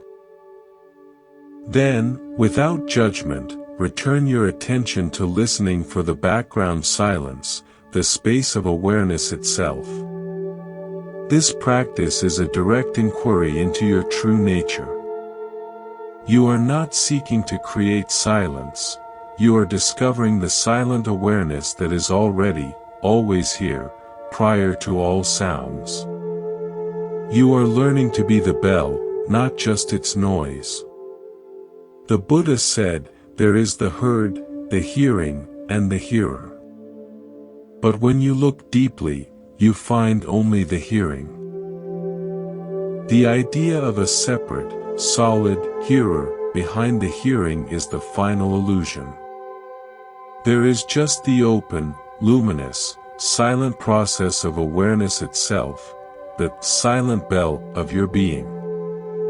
Your deepest peace, therefore, is not found in the perfect pitch of your achievements or the complexity of your personality. It is found in recognizing and abiding as this fundamental, silent awareness that is your true nature. You need not create it, earn it, or build it. You need only to cease drowning it out with the relentless noise of selfing. Your true inheritance, like lives, is to recognize this silent, spacious presence as your own essential home. Tonight, let the world's sounds come and go, the hum of appliances, the distant traffic, the thoughts in your head. Listen for the silent bell of your own presence underneath it all. In that listening, you will find the rest that has been here, uninterrupted, all along. We live in a culture that venerates striving. We strive for success, for happiness, for self-improvement, for peace. We treat inner calm as a project to be completed, a state to be achieved through sheer force of will and disciplined effort. Yet, this very striving, when applied to the realm of consciousness, often becomes the greatest obstacle. It's like trying to smooth the surface of a turbulent pond by pressing down on the water with your palms. You only succeed in creating more agitation, more splashing, more disturbance. The peace you seek recedes with each effortful grab. The ancient Taoists named this natural, unforced state Wu Wei, often translated as non-action or effortless action. It is action that is so perfectly aligned with the flow of reality that it leaves no trace of struggle, like a fish swimming in water or a bird riding the wind. In Zen, this is called Hashiryo, thinking beyond thinking, or the state of no mind. It is the wisdom of the uncarved block, Pu. The original, natural, and perfectly sufficient state of being before we chisel ourselves into what we think we should be, according to the plans and expectations of the world. Think of a master calligrapher in the moment the brush touches the paper. There is no hesitation, no second guessing. The movement flows from a place before thought, a unity of mind, body, and intention. Or consider an elite athlete, in the zone. Their actions are precise, fluid, and instantaneous, unmediated by conscious deliberation. The conscious I that tries to control has momentarily stepped aside. What remains is pure, spontaneous, and supremely effective expression. Our mental suffering often arises from the opposite. We try to force ourselves to be calm, to make ourselves sleep, to command ourselves to be happy. We are like a sculptor attacking the uncarved block with a frantic chisel, trying to turn it into a specific statue we saw in a book, and the friction of this forcing is exhaustion, anxiety, and a deep sense of inadequacy. Our next story takes us into the dense, teeming, intelligent heart of the Amazon rainforest, where the distinction between effort and allowing dissolves into the green humidity of life itself. The story of the canoe maker and the riverwood. Deep in the Amazon basin, where the great river was not a single thread but a sprawling, breathing network of channels, there was a village known only to those who traveled the hidden waterways. The soul of this village was an old canoe maker named Kai. His canoes were not merely boats, they were legends. They moved through flooded forests and raging tributary rapids with an uncanny, living grace, as if guided by the spirit of the river itself. They were sought by healers, hunters, and travelers on sacred journeys. Young men from neighboring villages would bring him the straightest, strongest, most flawless logs they could find, begging to become his apprentice. Kai would welcome them, offer them cassava beer, and smile a slow, knowing smile. The technique, he would say, is not in my hands. It is in my eyes, and in my silence. He would then walk among their offered logs, laying his palms on the bark, sometimes closing his eyes for long minutes. He almost always rejected the perfectly straight specimens. Instead, he would point to a log others had overlooked, one with a subtle, sweeping curve, or a knot that told a story of an old vine, or a grain that swirled like water. One particularly determined young man, Tavi, refused to be discouraged. He followed Kai like a shadow, observing, fetching tools, sweeping shavings. One day, Kai selected a log with a pronounced, almost awkward bend about 2/3 of its length. Tavi could contain himself no longer. "Master Kai," he exclaimed. "Forgive me, but why this one? Look at this bend. It will never be straight and true. A straight log would be so much easier. The symmetry would be perfect." Kai ran his hand along the curve of the wood as if listening to it. "Tavi," he said softly, "a straight log fights the river. It wants to go straight when the river wants to curve. It resists the current, and the current, in turn, fights it. This fatigue is what cracks a canoe. This log," he patted it lovingly, "already knows how to turn. It has grown with a memory of flow in its very fibers.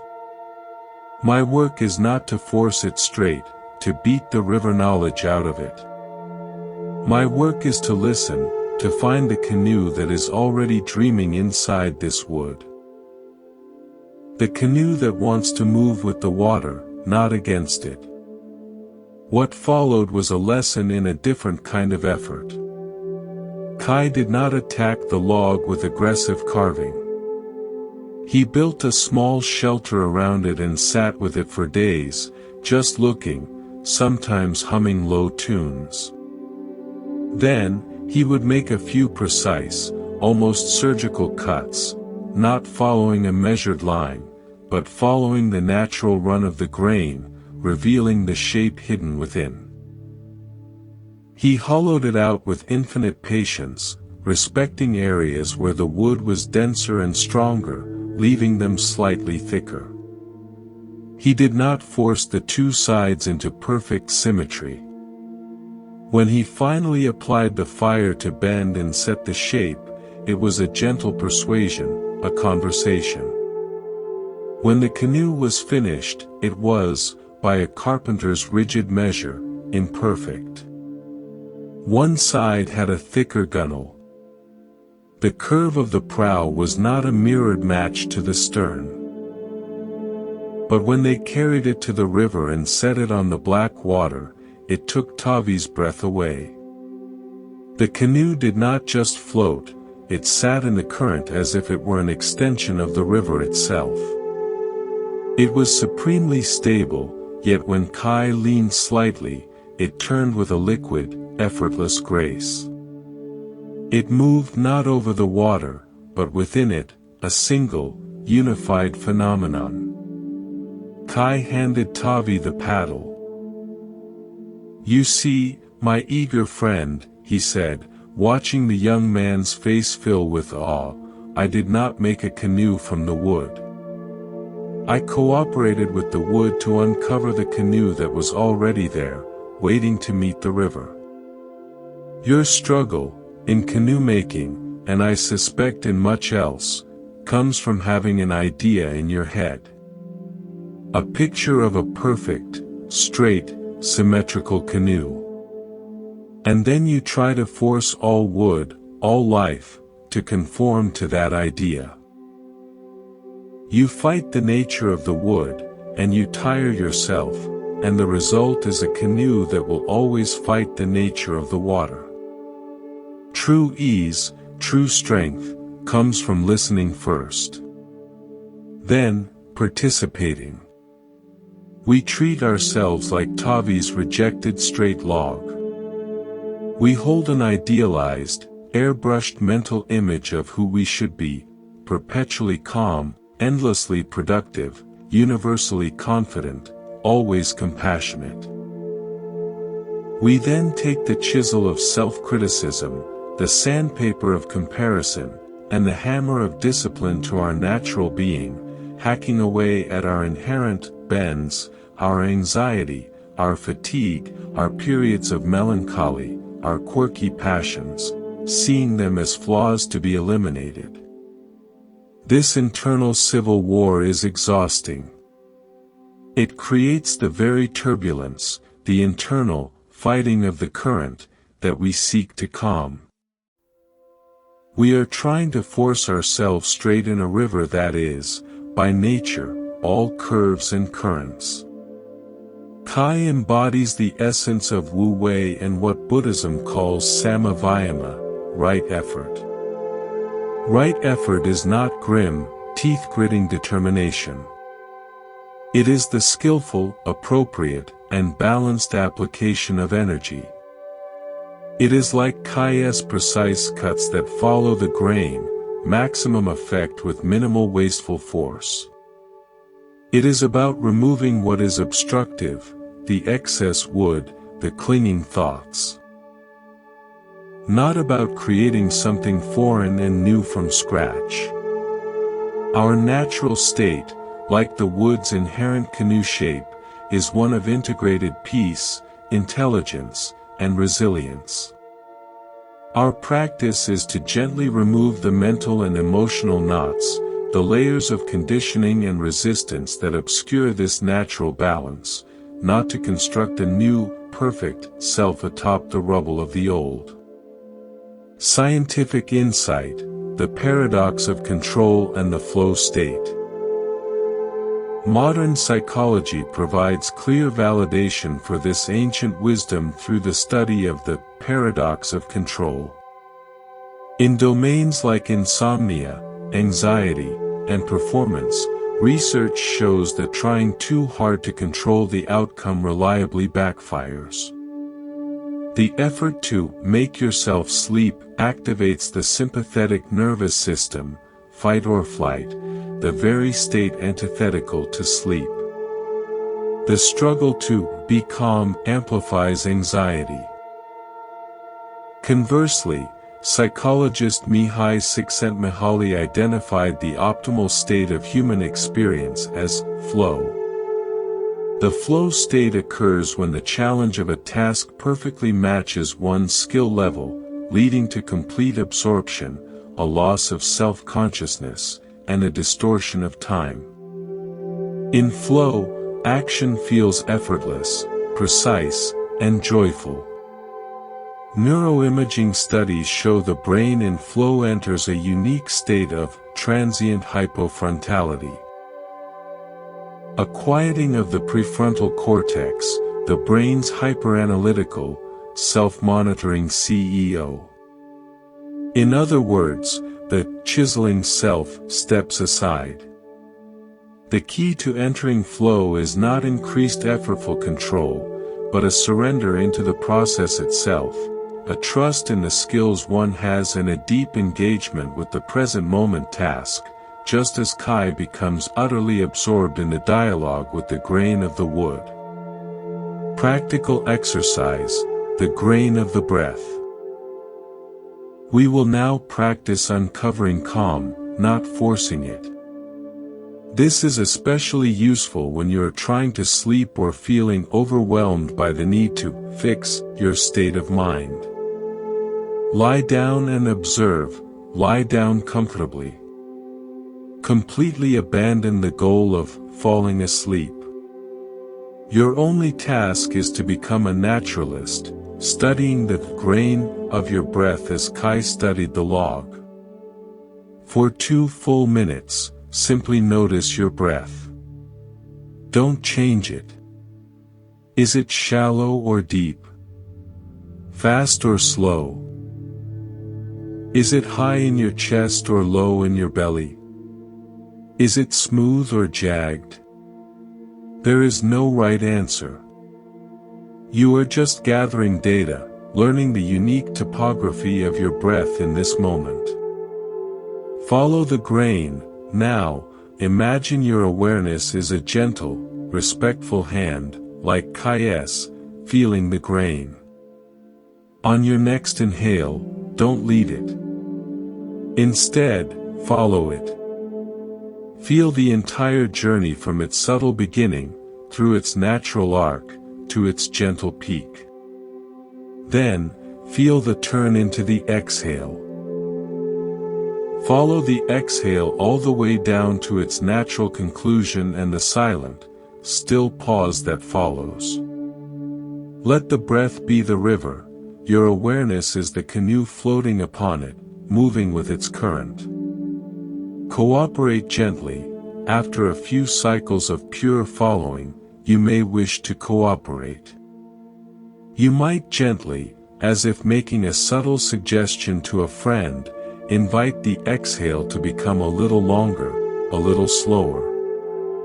This is not a command. It is an invitation. If the breath resists, if it wants to stay short and quick, immediately return to simply following. This isn't about control, it's about partnership, about learning the breath's natural rhythm and then dancing with it, not imposing a foreign beat. This practice systematically dismantles the striving mind. You are not doing relaxation. You are discovering the relaxation that is already woven into the fabric of your being, the natural canoe shape of your nervous system, once you stop fighting it. You are finding the effortless way of being that is already present, waiting to be uncovered through patient, non-judgmental attention. The Buddha taught the middle way, the path that avoids the extreme of harsh, ascetic striving on one side and the extreme of indulgent, passive laziness on the other. Kai's work is the perfect embodiment of the middle way. It is engaged, precise, and full of skilled effort, yet it is never forcing, never striving against nature. Your path to mental peace and effectiveness is the same. It is not the extreme of struggling violently for perfect calm, nor the extreme of giving up in frustrated resignation. It is the middle way of gentle observation, respectful cooperation, and allowing the natural, wise, and effortless state of balance to reveal itself in its own time. When you find yourself striving tonight, trying to make yourself sleep, force yourself to be still, chisel yourself into a better shape, remember Kai and the bent log. Put down the mental chisel. Lay your hands, your awareness, on the raw, authentic texture of your present moment. Listen for its grain. Your perfect, effortless way of being in this moment, with all its apparent imperfections, is already here, complete and whole, waiting only for your recognition. We spend our lives, our energy, and our hearts chasing reflections. We see happiness in the next achievement, peace in a future change of scenery, our worth in the approving glance of another. Like the ancient fable of the dog who, seeing its reflection in a still pond, jumps in to fight the other dog and ends up with a mouthful of muddy water, we lunge at images, mistaking the shimmer on the surface for substantial reality. Zen relentlessly points us back from the reflection to the source of the light. A famous koan instructs, do not mistake the finger pointing at the moon for the moon itself. All teachings, all methods, even these very stories, are fingers. The moon is your own direct, unfiltered, present moment experience. Your true nature, what Zen calls your Buddha nature, or your original face before your parents were born, is not something you lack and must acquire through years of striving. It is what you are, fundamentally, prior to the mud of conditioning, the ripples of compulsive thought, and the distorting self-image that stirs up the clear water of the mind. It is the clear, reflecting water itself, and the luminous, impersonal awareness that knows both the water and the moon. Our suffering is the agitation of clinging to the rippling, distorted images on the surface, believing them to be the whole of reality. Our next story comes from the world of the Arctic, where the interplay of light and reflection takes on a mystical, months-long quality under the endless twilight of the midnight sun. The story of the ice mirror and the midnight sun. Far north, within a Sami community whose life was woven into the migration of the reindeer, there was a herder named Mikkel. He was said to possess Chikenga Kalbmai, an ice eye.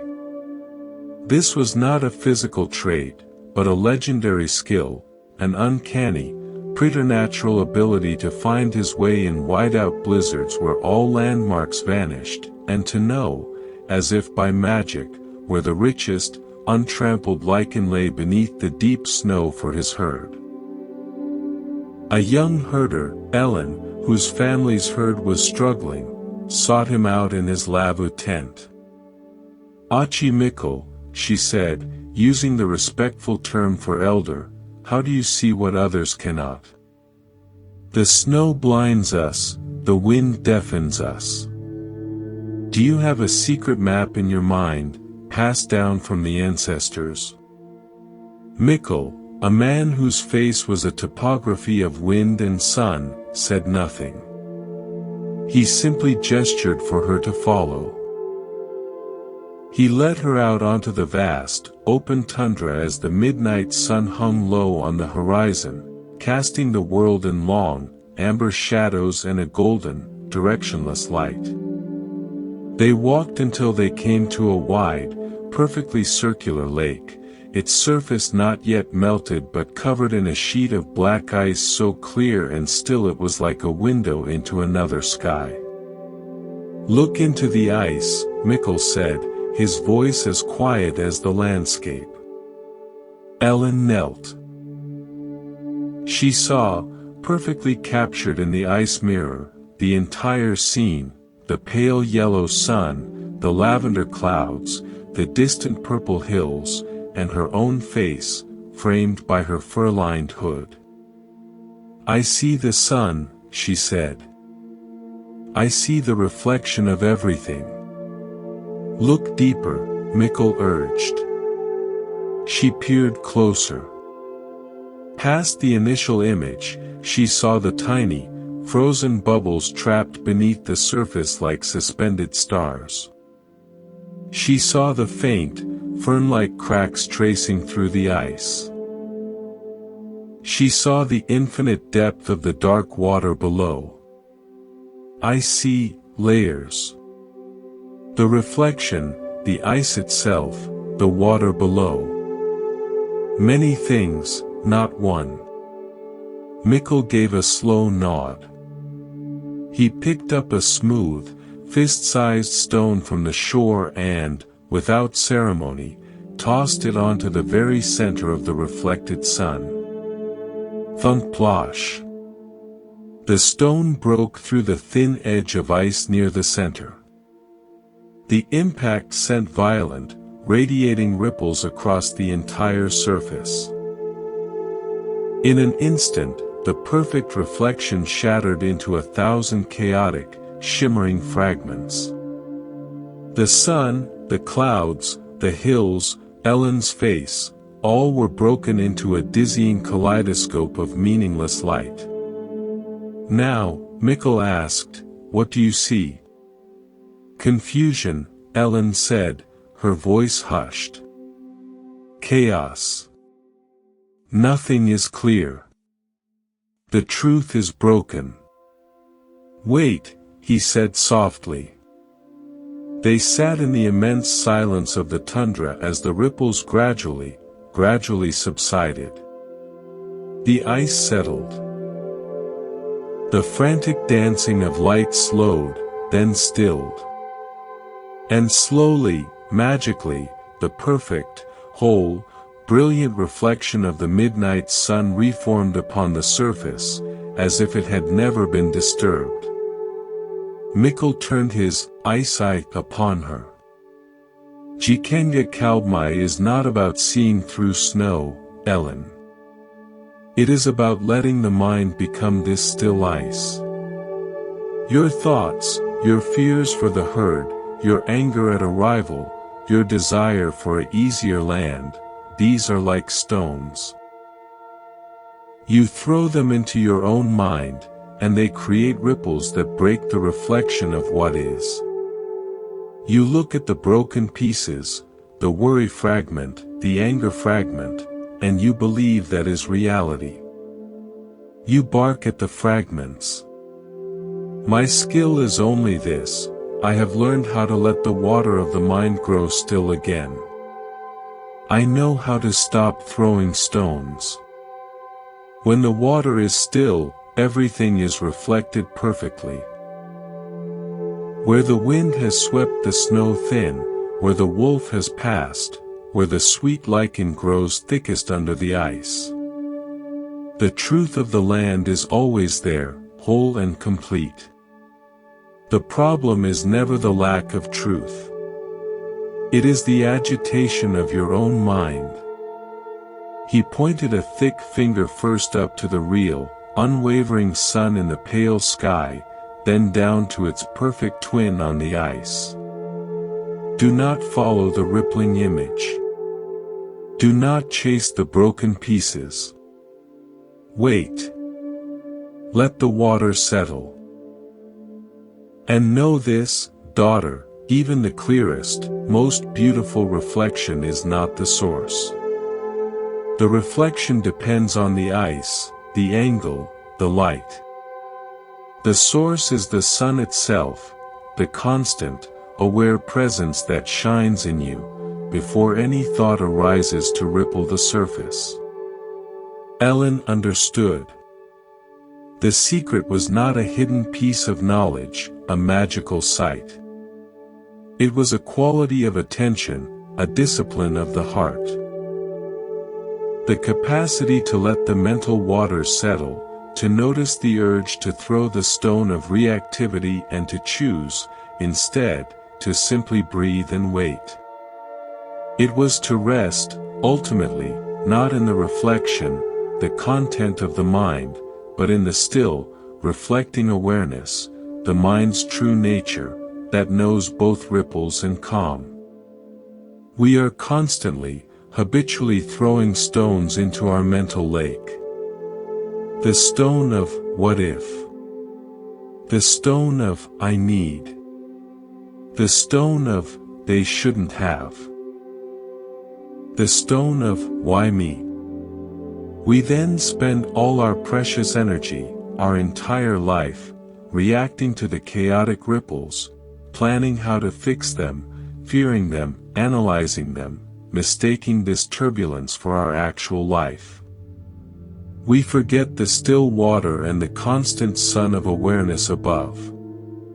Our practice is not to stop the stones from ever being thrown, that is impossible. But to notice the throwing impulse with greater and greater speed, and to increasingly choose, in that tiny gap of noticing, not to throw.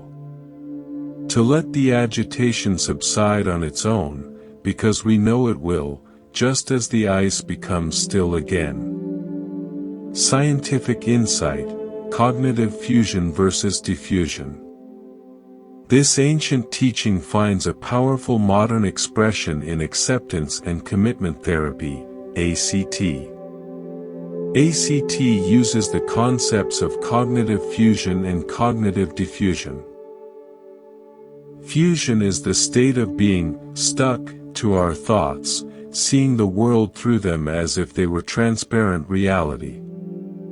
When fused, a thought like, I am a failure, feels like an absolute, undeniable truth, a solid, broken reflection we must fight, fix, or flee from.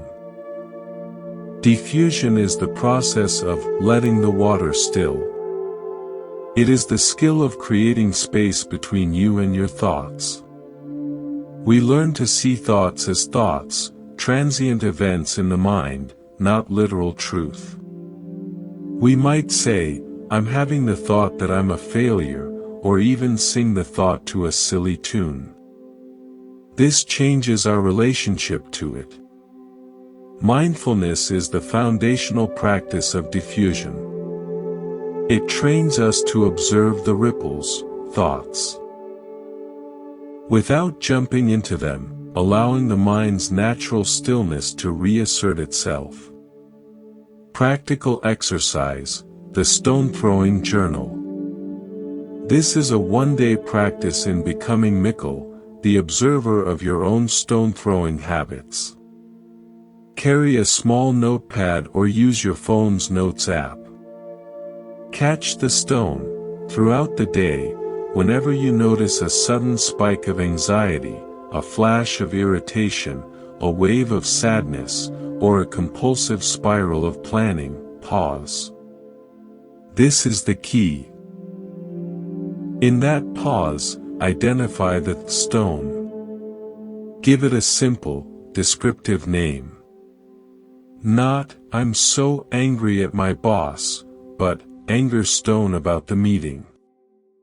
Not, I'm overwhelmed by everything, but, worry stone about the deadline.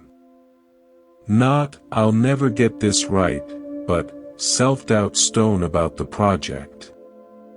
Note the ripples, briefly, in one or two words, note the immediate ripples the stone created. Bodily sensation, clenched jaw, tight stomach. Following thought chain, planning a rebuttal. Catastrophizing outcomes. Breathe stillness, take just 3 conscious breaths. On each exhale, mentally whisper, let the water settle. Don't try to stop the ripples, just offer the condition, calm, attentive breath, for stillness to return. This exercise is not about judgment or stopping thoughts. It is reconnaissance. You are mapping the patterns of your own reactivity.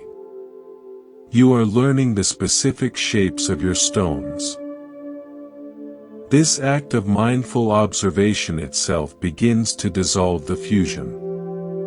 You start to identify less with the ripples, I am anxious, and more with the aware space that contains them, anxiety is present. The stone thrower becomes visible, and in that visibility, its power begins to wane.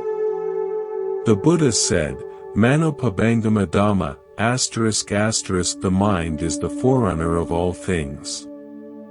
This is often misinterpreted as a command to think positive. It is far more profound. It is a statement of fact.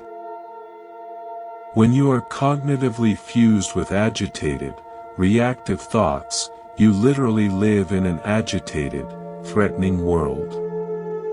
When you learn to rest as the still water, the diffused, mindful observer, you reflect the world clearly, without the distorting ripples of personal reactivity. Your true nature is not the broken reflection of a worried, angry, or inadequate self. It is the still, clear, luminous capacity to reflect everything: the worry, the joy, the sound, the silence. Without being shattered, defined, or ultimately disturbed by any of it. Tonight, as thoughts and feelings arise, see them as ripples on the surface of your mind. Don't jump in after them. Don't throw more stones at them. Be the patient herder on the tundra, wrapped in the warmth of your own awareness, watching the water of your mind grow still. Beneath every ripple is the perfect, unwavering reflection of the moon of pure awareness. And beyond even that reflection is the direct light itself, shining in the vast sky of your being, never rippled, never broken, never born, and never ceasing. This is the final paradox, the gate that ends our journey by showing us we never needed to leave home. We seek relaxation, peace, enlightenment, wholeness, as if they are destinations on a map, treasures to be unearthed from some distant ground. This seeking itself, however noble, is a form of subtle tension. A leaning into the future, a subtle rejection of the present in favor of a better then. It is a whisper of lack that denies the inherent fullness of the here and now. The old Zen masters were unsparing in confronting this. A monk asked, "What is the way?" The master replied, "Your ordinary mind is the way." Another asked, "What is Buddha?" The master said, 3 pounds of flax. The answer is always underfoot, in the utterly ordinary, in the suchness of the teacup, the sound of the rain, the weight of the body. When you finally stop seeking peace out there, you may finally notice it has been the very ground you have been standing on in here. The great quest ends not with a dramatic fanfare or a blinding revelation, but with a quiet, laughing sigh of recognition, a simple, "Oh, it was here all along." Our final original story is set in the stark, majestic, and humbling landscape of the Himalayas, where the search for the ultimate often reaches its most fervent pitch. The story of the shepherd and the mountain pass. In a high, wind-scoured valley in the shadow of the world's tallest peaks, a young shepherd named Tenzin grew up on stories from his grandfather. The old man, his face a map of sun and time, would point past their grazing lands to a jagged, seemingly impassable ridgeline of snow and rock. Beyond that, he'd say, his voice low with reverence, lies Baol Shambhala, the hidden, celestial valley. There, peace is as constant as the mountain air, wisdom flows like glacial milk, and the heart knows no separation. To Tenzin, Shambhala was not a myth. It was a geographical fact, the answer to a nameless yearning that gnawed at him even in his most contented moments. His own valley, with its simple chores and familiar faces, felt like a waiting room.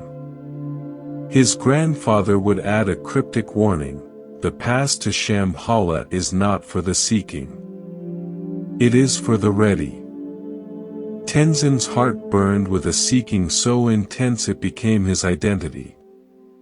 He spent years in fervent preparation. He trained his body to endure cold and thin air, learned to read the weather and the flight of birds, studied tattered scrolls of old routes, and practiced meditation to calm his mind for the journey. He became the strongest, most knowledgeable, most disciplined shepherd in the valley, but the valley of his own heart felt increasingly restless and hollow compared to the paradise he imagined over the ridge.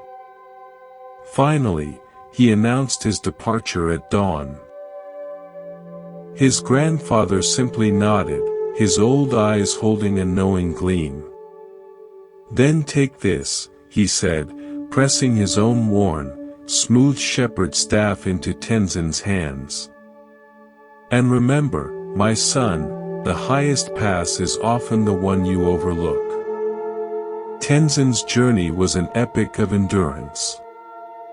For weeks, he scaled terrifying cliffs of black rock, crossed bottomless crevasses on groaning ice bridges, and endured storms that stole his breath and sanity. He found many high passes, but each one led only to another desolate, rocky valley, or to a vista of even higher, more daunting ranges stretching to infinity.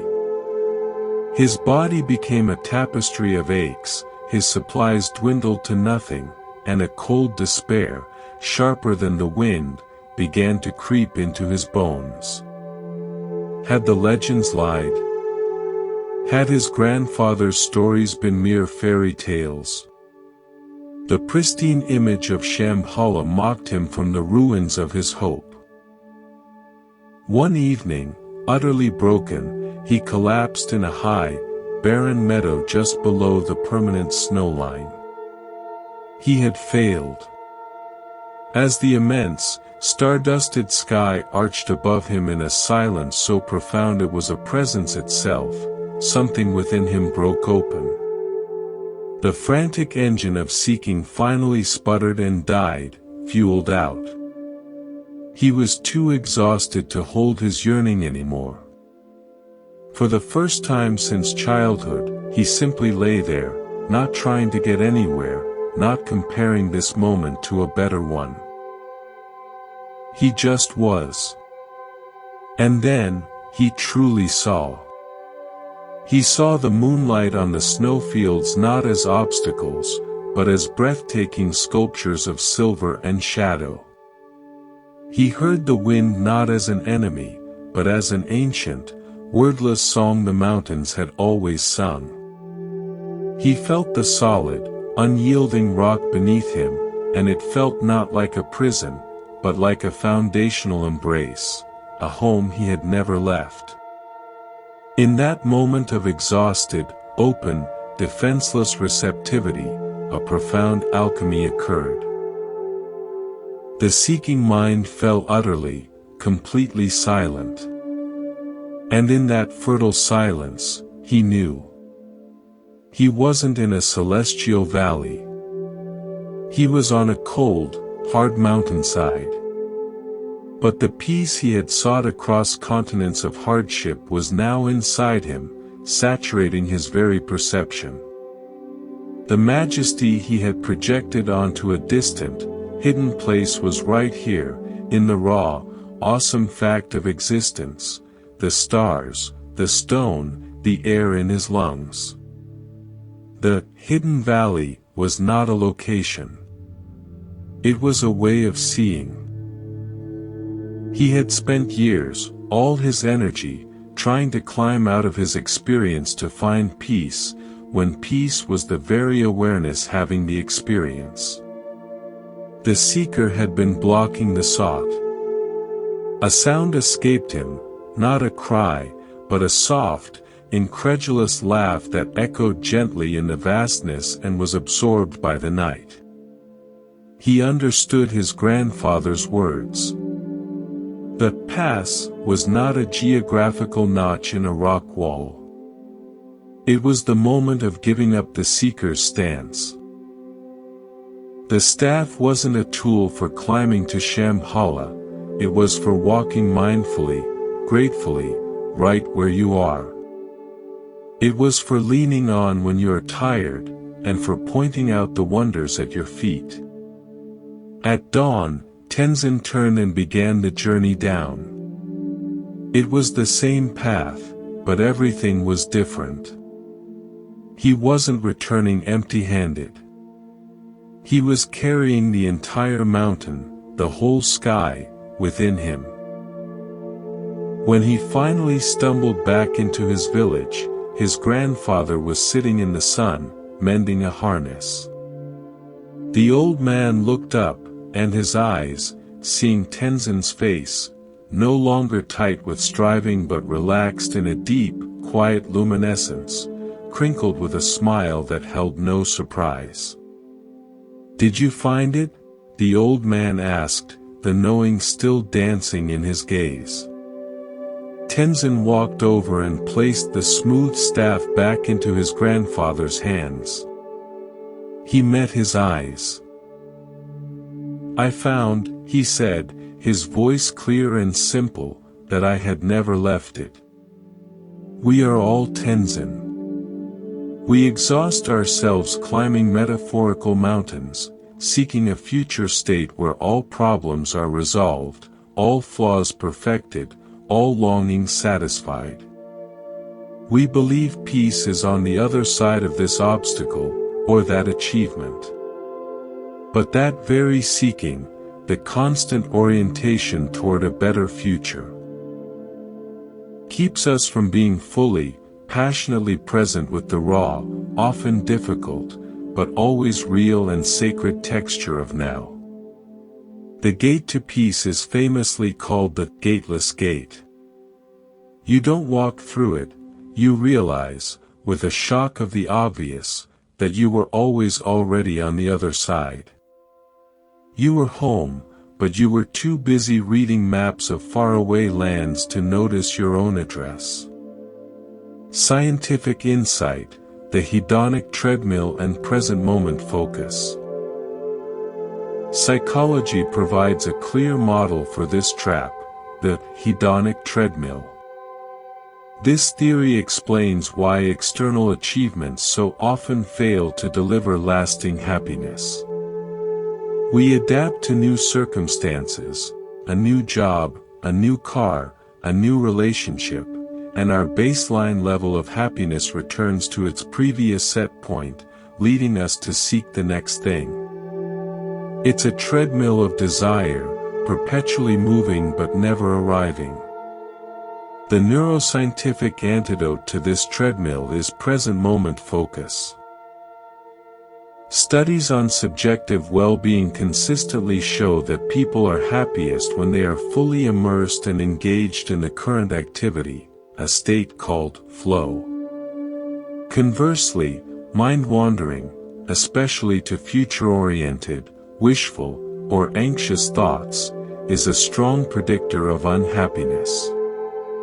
The neural correlates of seeking, largely driven by the dopamine system, associated with reward anticipation and motivation, are distinct from those of contentment and peace, associated with serotonin systems and the quieting of the default mode network. To step off the hedonic treadmill is to stop anticipating a better future and to start fully inhabiting, with all your senses, the irreducible reality of the present. It is to trade the chase for the experience. Practical exercise, the already here check-in. This is perhaps the simplest and most profound practice. It can be done in any moment, especially when you catch yourself in the grip of seeking, striving, or feeling that something fundamental is missing. Pause. Ask yourself, with gentle, curious, almost childlike wonder, could it be that what I am seeking is already here, in some form? Do not answer this intellectually. Do not brainstorm a list. Feel into the question. Drop it into your heart and body like a stone into a pond, and feel for the ripples of answer. Are you seeking sleep? Could the relaxation of your body against the mattress, the softness of the pillow, the simple act of lying down, be already here? Are you seeking peace? Could the simple, undeniable absence of immediate physical danger, the safety of this room, be already here? Are you seeking connection? Could the awareness that is reading these words, that is intimately connected to the sensation of breathing, to the hearing of sounds, be already here? Are you seeking acceptance? Could the space of awareness that holds your current feeling, without judgment, without trying to change it, be already here? This question does not deny real, practical needs or legitimate suffering. It is not spiritual bypassing. It is a radical reorientation of attention. It shifts you from a future-oriented stance of lack, I don't have peace yet, to a present-moment acknowledgement of what is already given. Elements of peace, safety, or awareness are present now. It points you back to the ground of your current experience, which is the only place you can ever actually find anything. The Buddha's final words are traditionally recounted as, Vyadhama sakra, apamadina sampadetha. All conditioned things are subject to decay. Strive on with diligence. This final, striving, sampadetha, is not Tenzin's frantic, goal-oriented search for Shambhala. It is the diligent, moment-to-moment practice of waking up right here. It is the effort to be present, to be compassionate, to see clearly, not to reach a distant finish line, but to fully, authentically walk the path that is eternally beneath your feet. The journey ends when you realize, with your whole being, that you are home. As we draw our structured time in the monk's temple to a close, let this be the final finger pointing at the moon. You have listened. You have practiced. You have climbed many mountains in your life, both real and imagined. Tonight, lay down the staff of seeking. You are not in the wrong valley. This breath, this hearing, this field of awareness, this is the hidden valley. The peace you hoped these words would bring you was never contained in the words. It is in the awareness that received them. It has been here, uninterrupted, all along. The gate has no door, no latch, no key. You are already inside. The temple is not a place you visit. It is the nature of your own mind, when the seeking finally, mercifully, stops. In every wisdom tradition, there is a reverence for the maker, the shaper, the one who brings form from the formless. Yet, the wisest of these artisans hold a secret. True creativity is not an act of imposing a will upon inert matter, but a sacred dialogue with the inherent intelligence of the material. A master potter does not command the clay. She converses with it, feeling its moisture, its grit, its unique willingness to yield or hold firm. The masterpiece emerges from this relationship of mutual respect and deep listening. When the clay is too wet, the form slumps, when too dry, it cracks. The potter's skill lies in sensing the precise condition of the present moment and responding with appropriate pressure, never more, never less than what the material can bear. In the journey of our lives, we are both the potter and the clay. Life is the kiln fire of loss, the sculpting hands of change, the spinning wheel of circumstance. Our suffering often stems from a lopsided identification. We either feel solely like the passive, helpless clay, shaped by forces beyond our control, victims of fate, or we identify as the frantic, desperate potter, trying to force our lives, our feelings, and ourselves into a rigid, preconceived shape, fighting the natural properties of our own being. True resilience is discovered in the dynamic balance between the two, the aware, compassionate presence that can both feel the pressure, as the clay, and respond to it with skillful intelligence, as the potter. Our next story comes from the ancestral traditions of the Pueblo people of the American Southwest, where the earth itself is both home and teacher. The story of the two potters and the great drought. In a village built into the face of a sun-baked cliff, two sisters were renowned for their pottery. Kaya, the elder, was a celebrated master of technique. Her pots were geometrically perfect, her black-on-white designs sharp and precise, her coils so even they seemed spun by a machine. She planned each pot meticulously on parchment before her hands ever touched clay, and her finished works were displayed in museums far from the desert. Lensa, the younger sister, worked in a different rhythm. She would sit with a lump of clay for a long time, feeling its texture, its temperature, listening to the desert silence. She began without a clear plan, allowing the form to suggest itself as her hands moved, often singing old songs as she worked. Her pots were never perfectly symmetrical, but they had a living, breathing quality, as if they had grown from the earth. Then, the great drought came. For seasons, the rains did not fall. The arroyo, their source of the special, fine clay, dried up and cracked. What little clay remained was parched, brittle, and stubborn. It had lost its plasticity and memory. It would no longer behave as it once did. Kaya, adhering to her revered techniques, was met with failure. Her perfect coils cracked on the drying rack.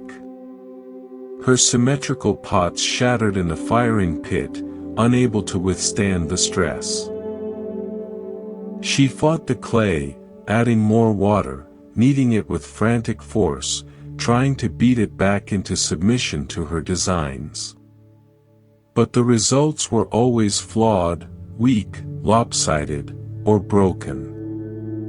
Frustration hardened her heart like sun-baked mud. Lensa watched her sisters struggle. One morning, she took a lump of the new, stubborn clay. She did not place it on her wheel or begin to coil it. Instead, she worked it slowly by hand on a flat stone. She felt its dryness, its reluctance, its new personality.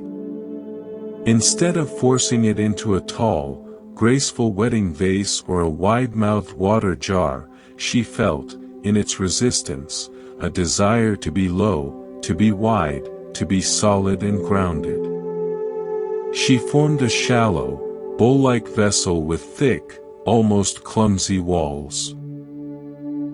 Using a sharp shard of obsidian, she etched into its surface not her usual intricate patterns of rain and feathers, but simple, deep lines that echoed the terrible, beautiful cracks in the parched earth below the mesa.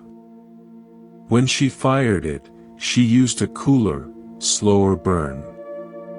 The pot emerged not with the traditional glossy black finish, but with a beautiful, earthy matte, its color the deep, burnt red of the desert at the moment the sun vanishes. It was not what the museums or tradition valued, but it felt profoundly strong, honest, and undeniably present. A traveler, a man desiccated and near delirious from crossing the waterless plain, stumbled into the village. He saw Lence's bowl, filled it with the little water the community had, and drank. He closed his eyes, and when he opened them, they were clear. "This bowl," he said, his voice a ragged whisper, "holds water like a blessing. It feels solid as the earth itself in my hands. It does not pretend to be anything else. It is exactly what is needed now." Kaya, hearing this, looked from her own pile of shattered, technically perfect vessels to her sister's humble, whole, resilient bowl.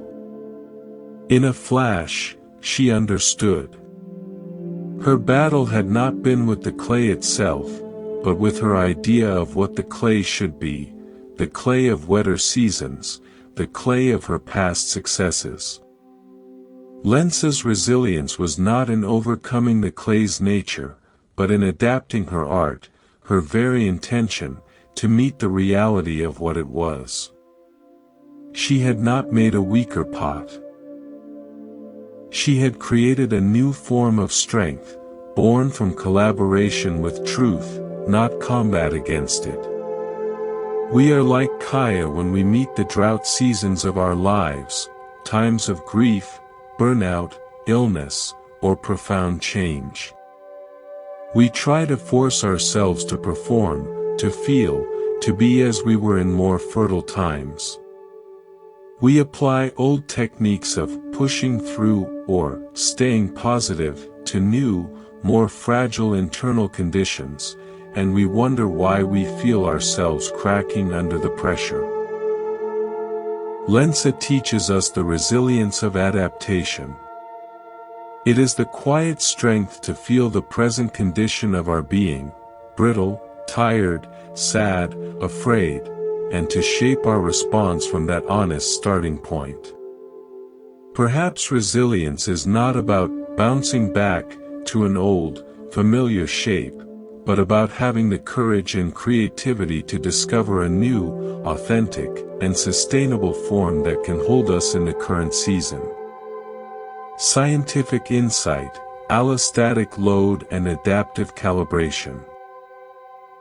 The biology of stress provides a powerful parallel.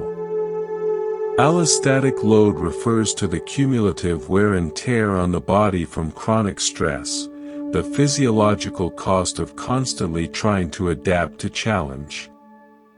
When we are like Kaya, fighting reality, insisting on old forms, we increase this load dramatically.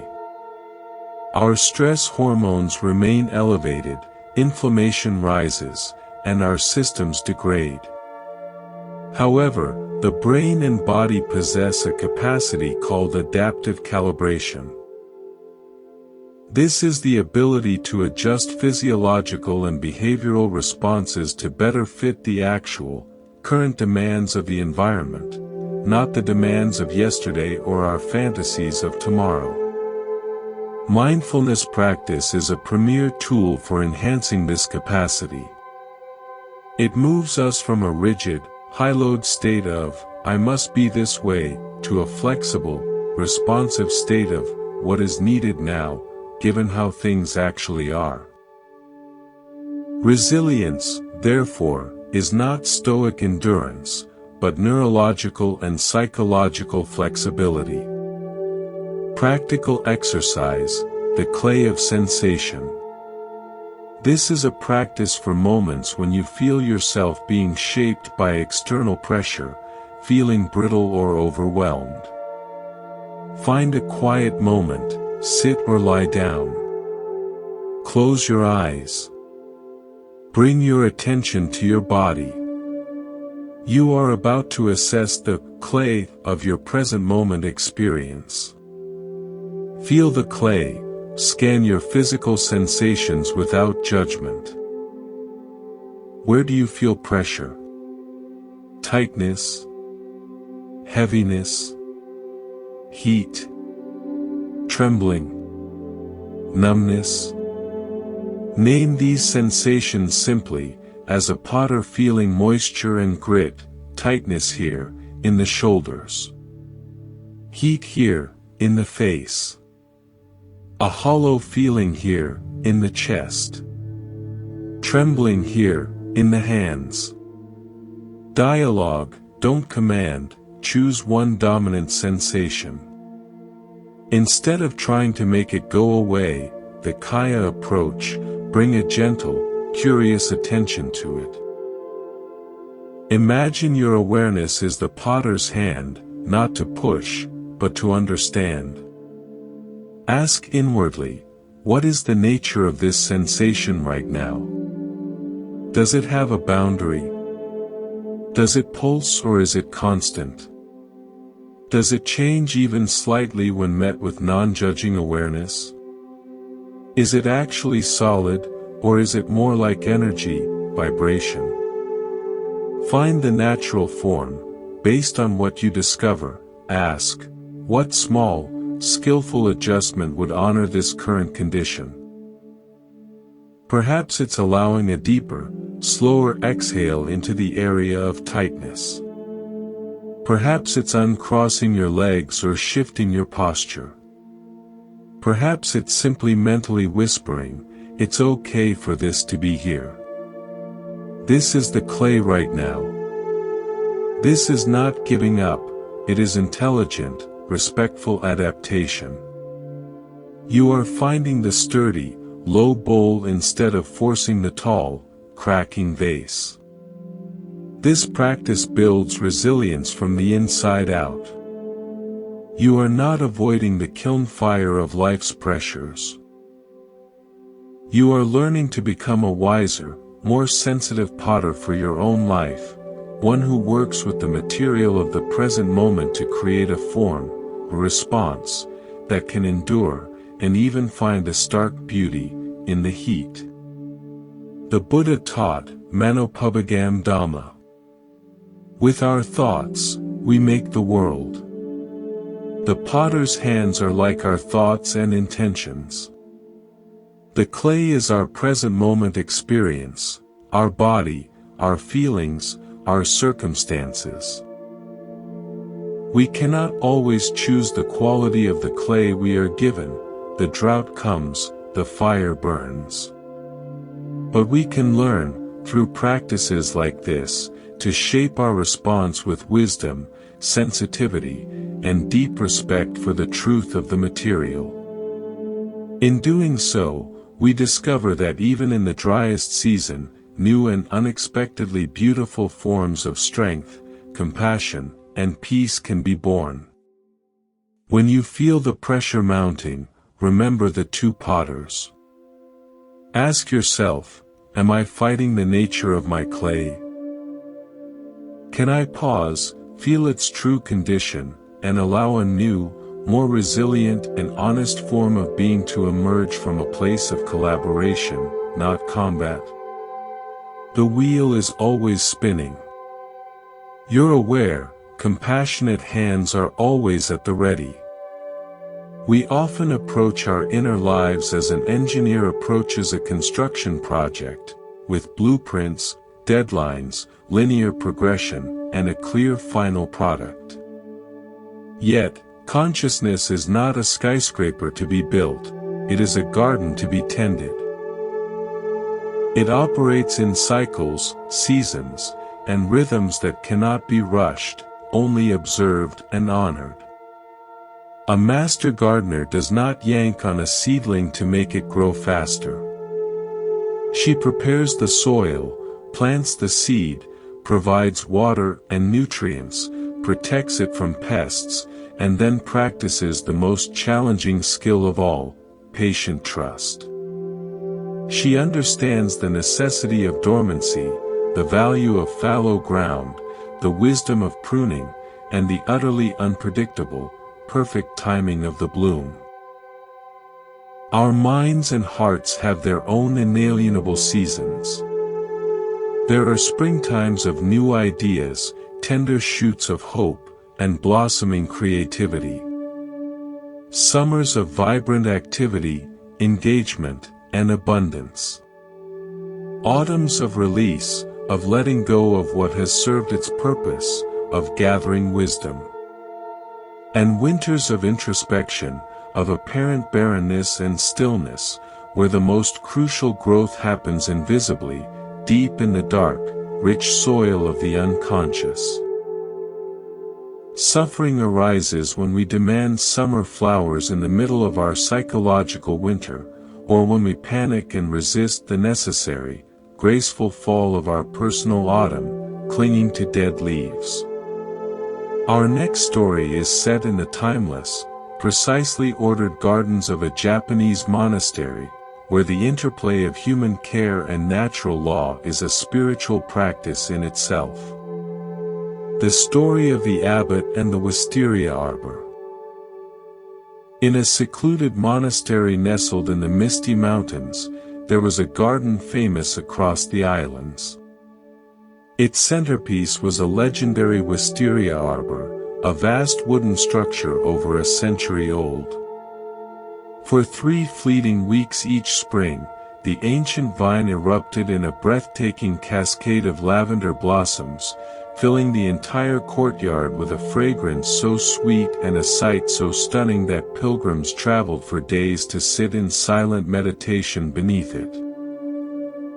It was the monastery's beating heart of transient beauty. A new novice, Kenji, young and burning with zeal to prove his devotion, was assigned to assist the old abbot in tending the garden. Kenji saw his work as a direct path to enlightenment through flawless effort. He arrived in late summer, when the wisteria was in a state that offended his sense of order, a tangled, chaotic mass of green vines, twisting in every direction, dotted with drying, brown seed pods. It looked unkempt, wild, and lazy. Inspired by the monastery's strict ethic of diligence and purity, Kenji decided to take initiative. While the abbot was in deep meditation, Kenji took shears and spent an entire day of sweaty, determined work. He pruned back the vine vigorously, cutting away what he saw as dead wood and unruly growth. He trained the remaining branches into neat, orderly, horizontal rows along the arbor, tying them precisely with clean hemp cord.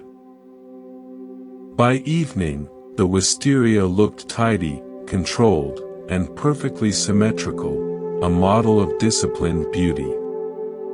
The abbot completed his meditation and took his evening walk. He saw Kenji's work. A shadow, subtle but deep, passed over his serene face like a cloud over the moon. He said nothing. Winter came, cloaking the garden in silence and snow. Then spring arrived, and with it, the pilgrims. They gathered in the courtyard at dawn, expectant. But as the light grew, a murmur of confusion and disappointment rippled through the crowd. The wisteria arbor was not a waterfall of blossoms. It was sparse, sickly. Only a few feeble, pale clusters hung from the meticulously tied branches. The courtyard, instead of being flooded with beauty, felt empty, sad. Kenji's heart sank into a well of shame and confusion. After the pilgrims had left, the abbot finally spoke. He called Kenji to sit beside him on a weathered bench overlooking the now humbled arbor. Kenji, the abbot said, his voice not unkind, but carrying the weight of the mountain, you applied the diligence of summer to the wisdom of autumn. The wisteria's glory is not an accident of nature we must correct. It is the sacred fruit of each season's unique work. In autumn, the plant is not resting. It is performing the essential task of drawing energy back from its fading leaves and pods into its roots for storage. You cleared away its autumn harvest. In winter, that stored energy rests and gathers its silent strength. By pruning so severely in late summer, you rob the vine of its autumn, leaving it with no reserves for the spring. You valued the human idea of neatness and control over nature's own profound rhythm. A gardener's true work is not to impose his will upon the plant, but to learn its language and cooperate with the season you are in.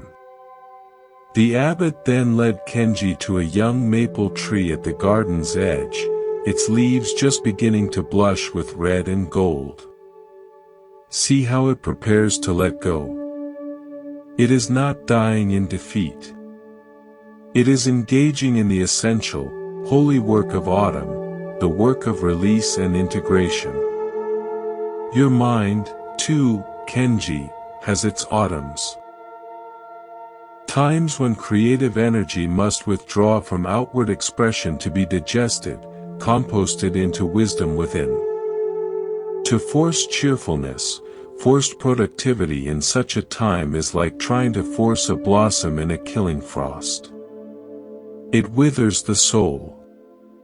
The practice is to learn what each inner season wisely asks of you. In winter, be still and conserve.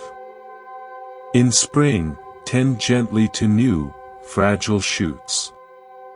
In summer, engage fully with the sun.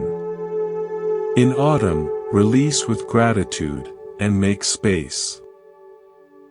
Kenji learned, from that day forward, to watch the garden, and the garden of his own mind, with a new, humble patience. He learned to prune not according to a calendar or an ideal of tidiness, but according to the plant's own cycle of life, and only after long, silent observation. We are so often like Kenji. We see a tangled or barren state of mind, low energy, sadness, lack of motivation, creative block, and we immediately judge it as wrong, a failure, a problem to be fixed. We try to prune it away with forced positivity, frantic activity, self-criticism, or sheer willpower. We fail to recognize it as a necessary season in the cyclical ecology of our being. The mind's winter of depression or its autumn of grief is not a pathology to be eradicated, though severe. Clinical states need compassionate care.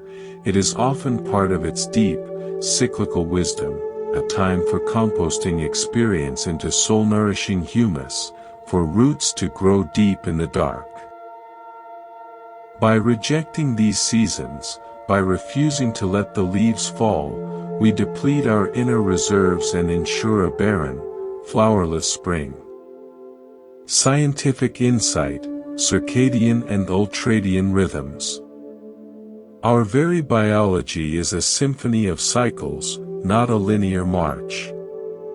Circadian rhythms regulate our sleep-wake cycle, hormone release, and body temperature over a 24-hour period. Ultradian rhythms govern shorter cycles within the day, such as the 90 to 120-minute basic rest activity cycle, BRAC, during which our brains naturally oscillate between periods of high focus, 90 minutes, and a need for restorative rest, 20 minutes. When we ignore these rhythms, pushing through fatigue, denying the need for psychological dormancy, we violate our own design, leading to burnout, poor decision-making, and compromised mental health. Mindfulness helps us attune to these inner rhythms, to honor the need for psychological fallow periods just as we honor the need for sleep. Practical exercise. Identifying your inner season. This is a practice of self-diagnosis without pathology. It's about naming the weather in your inner garden so you can tend it appropriately. Take a quiet moment. Close your eyes. Ask yourself with kindness and curiosity, what season does my mind-heart feel like today? Feel, don't think. If it feels like winter, withdrawn, quiet, introspective, slow, dormant. Your practice is restful presence. Don't demand growth or social brilliance. Your task is to be a careful steward of your energy.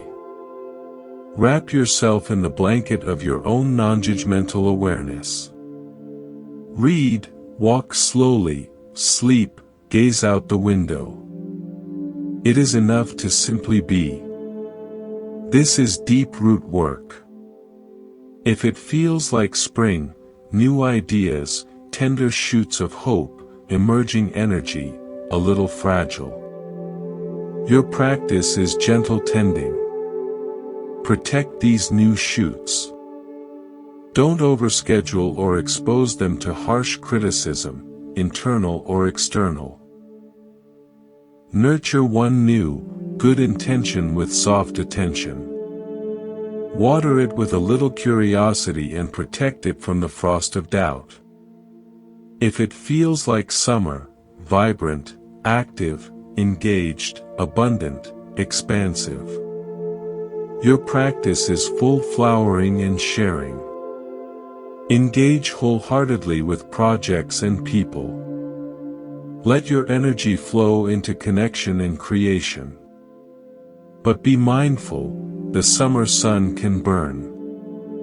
Remember to drink deeply from the well of mindfulness, to take moments of shade, rest. So you don't exhaust the soil. If it feels like autumn, letting go, release, mild melancholy, integration, harvest. Your practice is grateful release. What is ready to fall? An old grudge? A completed project? A worn-out story about yourself? A habit that no longer serves? Don't cling to the falling leaves. Thank them for their service, for the shade they provided, for the photosynthesis they performed, and let them go to make rich compost for the future. There is no best season. Each is perfect, necessary, and beautiful in its own right. By naming your inner season, you immediately step out of conflict with it. You stop being the frantic novice with shears and become the wise abbot, cooperating with the cycle rather than fighting it. This is the essence of patience, not passive waiting, but active, intelligent, and respectful cooperation with time's natural flow. The Buddha meticulously taught the law of cause and effect, of sowing and reaping. The master gardener understands this law intimately. You cannot sow a seed and reap the fruit in the same afternoon.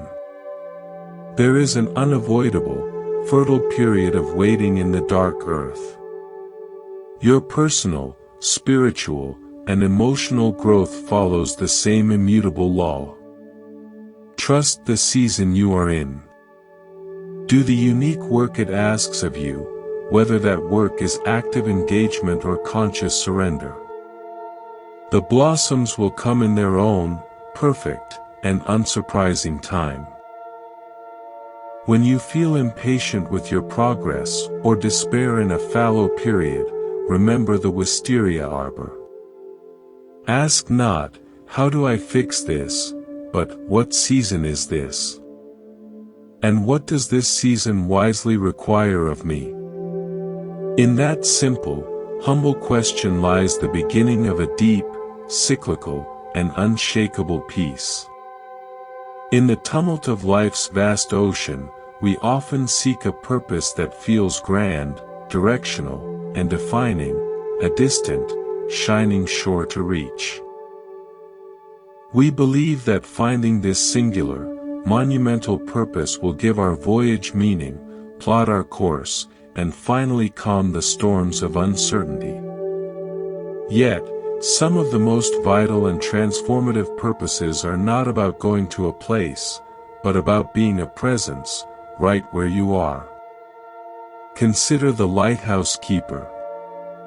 His purpose is not to sail the 7 seas, but to maintain the light. He does not control the storms, the waves, or the ships. His entire raison d'etre is to ensure the beacon burns steadily through the night, a fixed point of orientation and hope in the chaotic, enveloping dark. His greatness, his quiet heroism, lies not in mobility or conquest, but in unwavering reliability, in faithful attendance. Our inner world desperately needs such a keeper. We spend so much of our energy and imagination trying to navigate to some ideal future self or situation, the perfect career, the enlightened state, the resolved past, that we neglect the simple, profound, and immediately available duty of tending the light of our own awareness. That light, when kept clean and steady, does not command the waves to cease, it simply allows them to be seen clearly, for what they are, so they lose their power to terrify and confuse. Your primary purpose, before all others, is not what you achieve in the world, but the quality of conscious presence you bring to the achieving. It is not the destination, but the lighthouse you become along the way. Our next story comes from the rugged, wave-battered coast of Brittany, where the sea and the stone have conversed for millennia. The story of the old keeper and the new lens. On a lonely granite promontory that thrust into the North Atlantic like a defiant fist stood a lighthouse known as La Veuve, the Widow. For 47 years, its keeper had been a man named Jan. He was a man of few words and immutable routine, his life harmonized with the rhythms of the tides and the turning of the great glass lens. Each evening at dusk, he lit the paraffin lamp with a solemn care. Each dawn, he extinguished it, cleaned the prismatic lenses with a soft chamois cloth until they sparkled, wound the heavy clockwork that turned the light, and noted the weather and ship sightings in a ledger whose pages were softened by sea air and time. To the sailors of the freighters and fishing boats, Jan was a legend, the steadfast, unseen eye that had guided them through 100 seasonal gales. The maritime authority, in its push for modernization, deemed Jan too old. They sent a young, brilliant technician named Luc from Paris, equipped with the latest technology, to automate the lighthouse and eventually assume the watch. Luc arrived with boxes of equipment. A powerful electric bulb that never faded, a silent solar-powered motor to rotate the lens, electronic sensors for fog and failure. With polite certainty, he explained to Jan that his daily rituals were charming but obsolete. The lighthouse could now run itself. Jan listened, his face as impassive as the rock beneath them. He nodded slowly. "The light," he said, his voice a low rasp like pebbles in the surf, "is not in the bulb, boy. It is in the care." He then turned and continued his evening ritual as if Luc were not there. Confident in his machinery, Luc installed the automation. He left the lighthouse to run itself, its electric eye blinking with sterile perfection into the night. He spent his days in the keeper's quarters studying complex charts of distant oceans, dreaming of captaining a research vessel or designing even more advanced systems. To him, the lighthouse was not a purpose. It was a stepping stone, a relic being gently retired by progress. Then came the tempête du siècle, the storm of the century. It descended not with warning but with apocalyptic fury. Waves, taller than the lighthouse itself, thunderclapped against the cliff. The wind screamed like a damn thing. The power, fed by a vulnerable cable from the mainland, flickered and died with a final sigh. The automatic fail-safes, overwhelmed, failed. La Vieuve's great eye went dark. On the black, heaving sea, a coastal freighter, La Rever, was caught blind, its engine straining against a current driving it straight toward the very rocks the lighthouse was meant to mark. In a panic, the captain radioed the shore station. Inside the lighthouse, Luke scrambled in the pitch-black control room, the howling storm mocking his technology. He was helpless, a prisoner of his own unthinking automation. Jan, however, moved with a calm that seemed to deepen with the crisis. He did not go to the control room. He walked steadily to a small, locked cupboard in the base of the tower. From it, he took his old, meticulously maintained paraffin lamp, its brass polish to a dull glow. He filled it from a small reserve can. He then climbed the spiraling stairs to the lamp room. By feel in the dark, he engaged the manual crank for the rotation mechanism. Then, with steady hands that had performed this act over 17,000 times, he struck a match and lit the wick. A single, narrow, living beam of warm yellow light pierced the sleet and the howling dark. It was not as blindingly bright as the electric light, but it was steady. It was true. And it was there. Seeing that frail but unwavering pulse from La Vieuve, the captain of La Rever corrected his course by 3 degrees. It was enough. The ship slipped past the clawing rocks and into the relative safety of the deeper channel. At dawn, exhausted and humbled, Luke found Jan still in the lamp room, patiently cleaning the glass chimney of his lamp. The storm still rumbled in the distance. "Your machines are good," Jan said, not looking up from his work. "They are precise. But they do not have a heart that watches the night. My purpose was never just to make light. It was to be responsible for the light. To pay such close attention, to the smell of the air, the sound of the waves, the feel of the gears. That I would know, in my bones, when it was needed most." You looked past the lighthouse to the horizon, to your next destination. I looked at the lighthouse until it became my horizon. That is the keeping. That is the purpose. Luke finally understood. Purpose was not a far-off destination to be reached.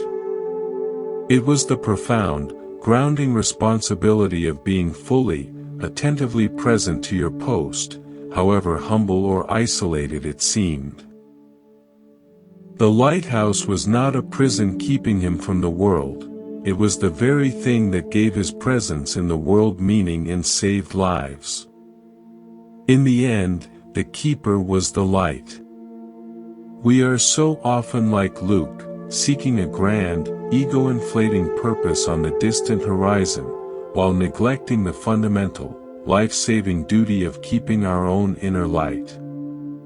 That light is conscious, compassionate awareness. We outsource it to automation, to habit, distraction, scrolling, reactivity. And let its lens grow dirty with the grime of inattention. Then, when the inner storms hit, crises of anxiety, grief, doubt, or change, the external power fails, the automated systems short-circuit, and we are left in a terrifying, directionless dark. Jan's daily practice was mindfulness itself, the devoted, repetitive, loving tending of attention. He didn't control the sea, but his steady, present light changed everything for those upon it. Scientific insight. The attentional spotlight and cognitive stability. Neuroscience describes our focus as an attentional spotlight. An untrained, restless mind is like a malfunctioning lighthouse. The spotlight jerks and darts uncontrollably, illuminating random waves, worries, clouds, fantasies, and flotsam, memories, creating disorientation and fear. Mindfulness training is the process of stabilizing this spotlight. It strengthens the neural networks in the anterior cingulate cortex and prefrontal cortex, the brain systems for executive control and cognitive stability. We become able to keep the light of attention steady on what truly matters in the present moment, our breath, a sensation, a value, the task at hand, despite the storm of external and internal stimuli. This stability isn't glamorous. It doesn't create dramatic revelations. But it is life-saving. It allows us to see clearly and respond wisely, rather than react blindly.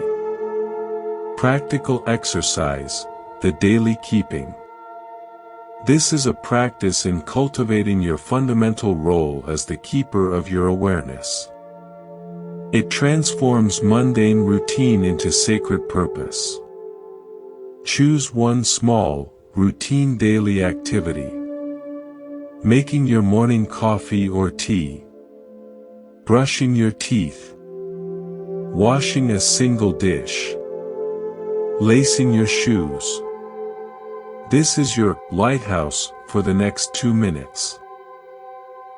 For the duration of this activity, your sole, entire purpose is to tend the light of full attention upon it. If making tea, feel the weight of the kettle. Listen to the specific sound of the water filling it. See the play of light on the rising steam. Smell the tea leaves as they unfurl. Feel the warmth of the mug in your hands. If brushing teeth, feel the texture of the brush. Taste the mint. Hear the sound of the bristles. Feel the movement of your arm. When your mind inevitably sails off to distant horizons, planning the day, rehearsing a conversation, worrying about a problem, gently but firmly note, wandering. Then, without self-criticism, bring the attentional spotlight back to the duty of the moment. You are not doing a chore. You are being the keeper.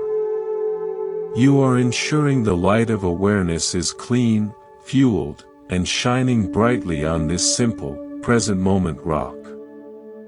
This practice builds the mental muscle of stability and presence. It installs you as the keeper. Then, when bigger storms arise in life, you will have developed the keeper's instinct, to return, not to frantic control of the storm, but to the simple, steadfast beam of here and now awareness. You will know how to light your own lamp. The Buddha taught the path of right livelihood, making one's living in a way that causes no harm and supports awakening. At its most profound depth, your most fundamental right livelihood is being the keeper of your own mind. It is the purpose that underlies and makes meaningful all other purposes: parent, artist, helper, student. But first and always, you are the keeper of the light. The world does not need more people chasing glittering horizons half seen. It needs more steady, present beacons. And the peace you seek is found nowhere else but in the tending itself. When you feel adrift, seeking a purpose, remember yon in the lamp room, the storm screaming outside. Your grand purpose is not somewhere else. It is in the diligent, loving attention you bring to this breath, this feeling, this ordinary step. Tend your light. The world needs it. And you will find, in the tending, that you are already home. We spend our lives in pursuit of fullness, full schedules, full bank accounts, full hearts, full minds. We fear emptiness, instinctively equating it with lack, loneliness, meaninglessness, or failure. Yet, in the wisdom traditions, emptiness holds the most sacred, creative, and potent place. An empty cup has utility. An empty room holds potential. An empty mind, in meditation, has clarity and peace. The Tao Te Ching teaches, we shape clay into a pot, but it is the emptiness inside that holds whatever we want. The value of the vessel is not in the thickness of its walls, but in the open space it creates. This is the final, subtle, and most liberating teaching. Your awareness, at its purest, is this empty vessel. It is not empty like a void, but empty like a clear sky. Spacious, open, receptive, ready to hold the weather of experience without being stained, altered, or defined by it. Your suffering arises when you confuse the temporary contents, the thoughts, emotions, sensations, stories, for the container itself. You believe you are the water in the cup, subject to spilling, evaporation, or contamination. Peace is found in the revolutionary remembrance that you are the cup, the timeless, spacious, open capacity that holds it all. Our concluding story is a classic parable from the heart of the Zen tradition itself, where the simplest actions contain the deepest truths. The story of the master and the overflowing tea. A learned university professor, steeped in philosophy and metaphysics, traveled to a remote mountain monastery to learn about Zen from a renowned master. Eager to demonstrate his worth and accelerate his understanding, he talked incessantly. He explained various schools of thought, debated subtle points of doctrine, quoted sutras, and presented his own sophisticated interpretations. He filled the quiet zendo with the clatter of his knowledge. The master, an old man with eyes like still ponds, listened patiently without a word. After some time, he gently raised a hand, silencing the professor. "You must be thirsty from your journey and your discourse," the master said. "Please, join me for tea." They moved to a simple tatami-matted room. The master placed a beautiful, handleless ceramic cup before the professor. He then brought forth an iron kettle and began to pour the tea. He poured calmly, steadily. The cup filled to the brim. And then, the master kept pouring. The professor watched, first with confusion, then with alarm as the tea overflowed the cup, spilled across the low table, and began to drip onto the floor and the professor's fine silk robes. "Master! Stop!" The professor cried out, unable to bear it any longer. "The cup is full. It can hold no more. Can't you see it's overflowing?" The master set the kettle down with a gentle clink. He looked at the professor, his gaze kind and penetrating. "You are like this cup," he said, his voice soft but clear. So full of your own ideas, theories, and opinions.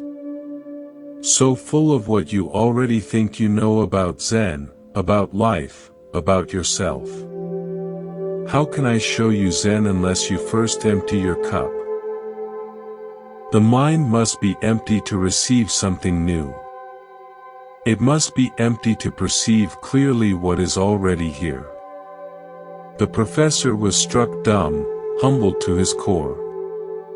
For the first time since his arrival, he stopped speaking. He stopped thinking of what to say next. He sat in the silence, surrounded by the spreading pool of tea, the scent of it in the air. In that quiet, emptied space, he began to hear the sound of the wind in the pines outside, the soft hiss of the charcoal in the brazier. He began to see the steam rising from the spilled tea, the play of light on the wet table. He began to feel the solid floor beneath him, the warmth of the sun through the paper screen. And in that simple, unadorned, direct perception, free from commentary, he glimpsed the very thing he had been so eloquently talking about. He tasted Zen, not as a concept, but as an experience. We are all, at times, the professor. Our minds are so full. Crammed with to-do lists, fragments of news, internal commentary, past regrets, future anxieties, opinions, identities, and plans, that there is no psychic space for the fresh, direct, intimate experience of life as it is. We try to add more knowledge, more possessions, more experiences, more spiritual techniques, to an already overflowing cup, creating only mess, frustration, and spiritual indigestion. Peace, insight, and true connection are not additions. They are subtractions. They are the natural consequence of creating inner space. This does not mean becoming blank, ignorant, or passive. It means developing the capacity to set aside, even for a few breaths, the clutter of preconception, comparison, and mental grasping, and to meet the present moment with a beginner's mind, an empty cup. In that created space, what you truly need, insight, calm, compassion, connection, arises naturally and effortlessly, as tea fills an empty vessel. Scientific insight. Cognitive load and attentional resources. The brain has limited attentional resources. Cognitive load is the term for the total amount of mental effort being used in your working memory. When our cup is overflowing with worry, multitasking, sensory input, and self-referential chatter, we experience high cognitive load. This leads to stress, impaired decision-making, emotional reactivity, and a feeling of being overwhelmed. Mindfulness practice is a direct method of reducing cognitive load. It trains the brain to focus on one thing at a time, like the breath or a sensation, and to let go of extraneous, ruminative thought streams. It literally creates more space in the working memory, allowing for clearer perception, calmer response, and the spontaneous arising of insights and creative connections. An empty mind, in this sense, is a highly efficient, receptive, and potent mind. Practical exercise. The Empty Cup Meditation. This is a meditation on being the vessel, not the contents. It is a radical reset button for the mind. Sit comfortably, as if you are about to receive something precious. Close your eyes. Visualize the cup. Imagine your mind as a beautiful, empty cup held gently in your own hands. It is clean, open, symmetrical, and ready. Feel its lightness. Pour out the contents. With your next 3 exhales, imagine pouring out the contents of your current mind. On the first exhale, pour out the thoughts about the day, the planning, the remembering. Let them spill away. On the second exhale, pour out the emotional tones, the background anxiety, the slight agitation, the weariness. On the third exhale, pour out the subtle sense of me and my story. Don't analyze what pours out, just let it go. Tip the cup over. Feel the emptiness. Now, focus on the sensation of the empty cup. Feel its spaciousness, its openness, its quiet potential. This emptiness is not a lack, it is a serene, welcoming, fertile space. Rest for a minute in the simple feeling of being this empty vessel. You are not your thoughts. You are the capacity for thought. Receive the moment. Now, slowly open your senses. What is the first thing that enters the empty cup of your awareness? Is it a sound from outside? A sensation of air on your skin? The subtle flavor in your mouth? The feeling of your own heartbeat? Receive this impression as if for the very first time, without labeling or judging it. Let the present moment fill your empty cup, perfectly, completely, just as it is. This meditation can be done in 2 minutes.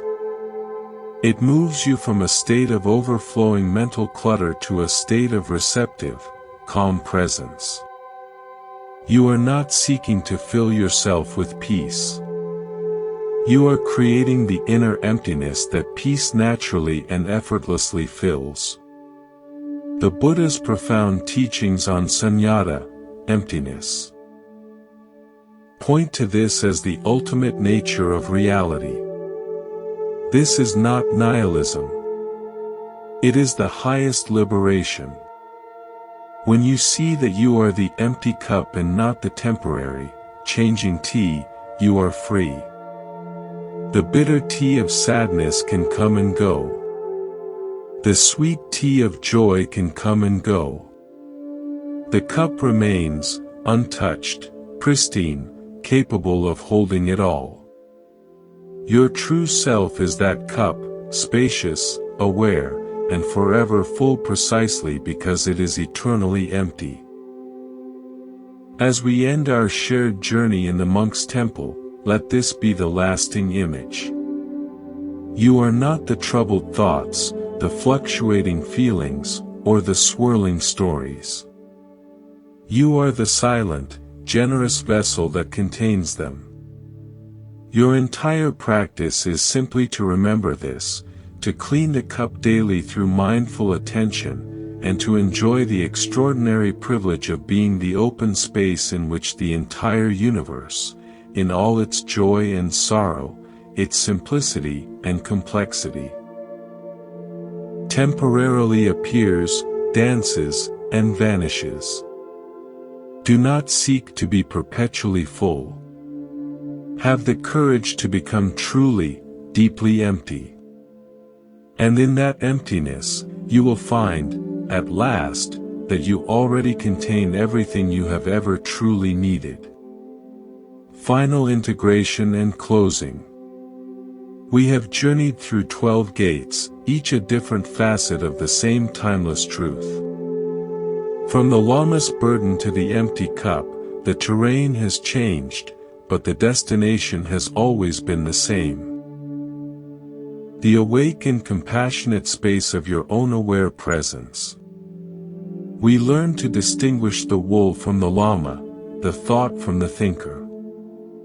We found our unmoved center not in stubbornness, but in the fluid skill of the mapmaker who reads the living desert.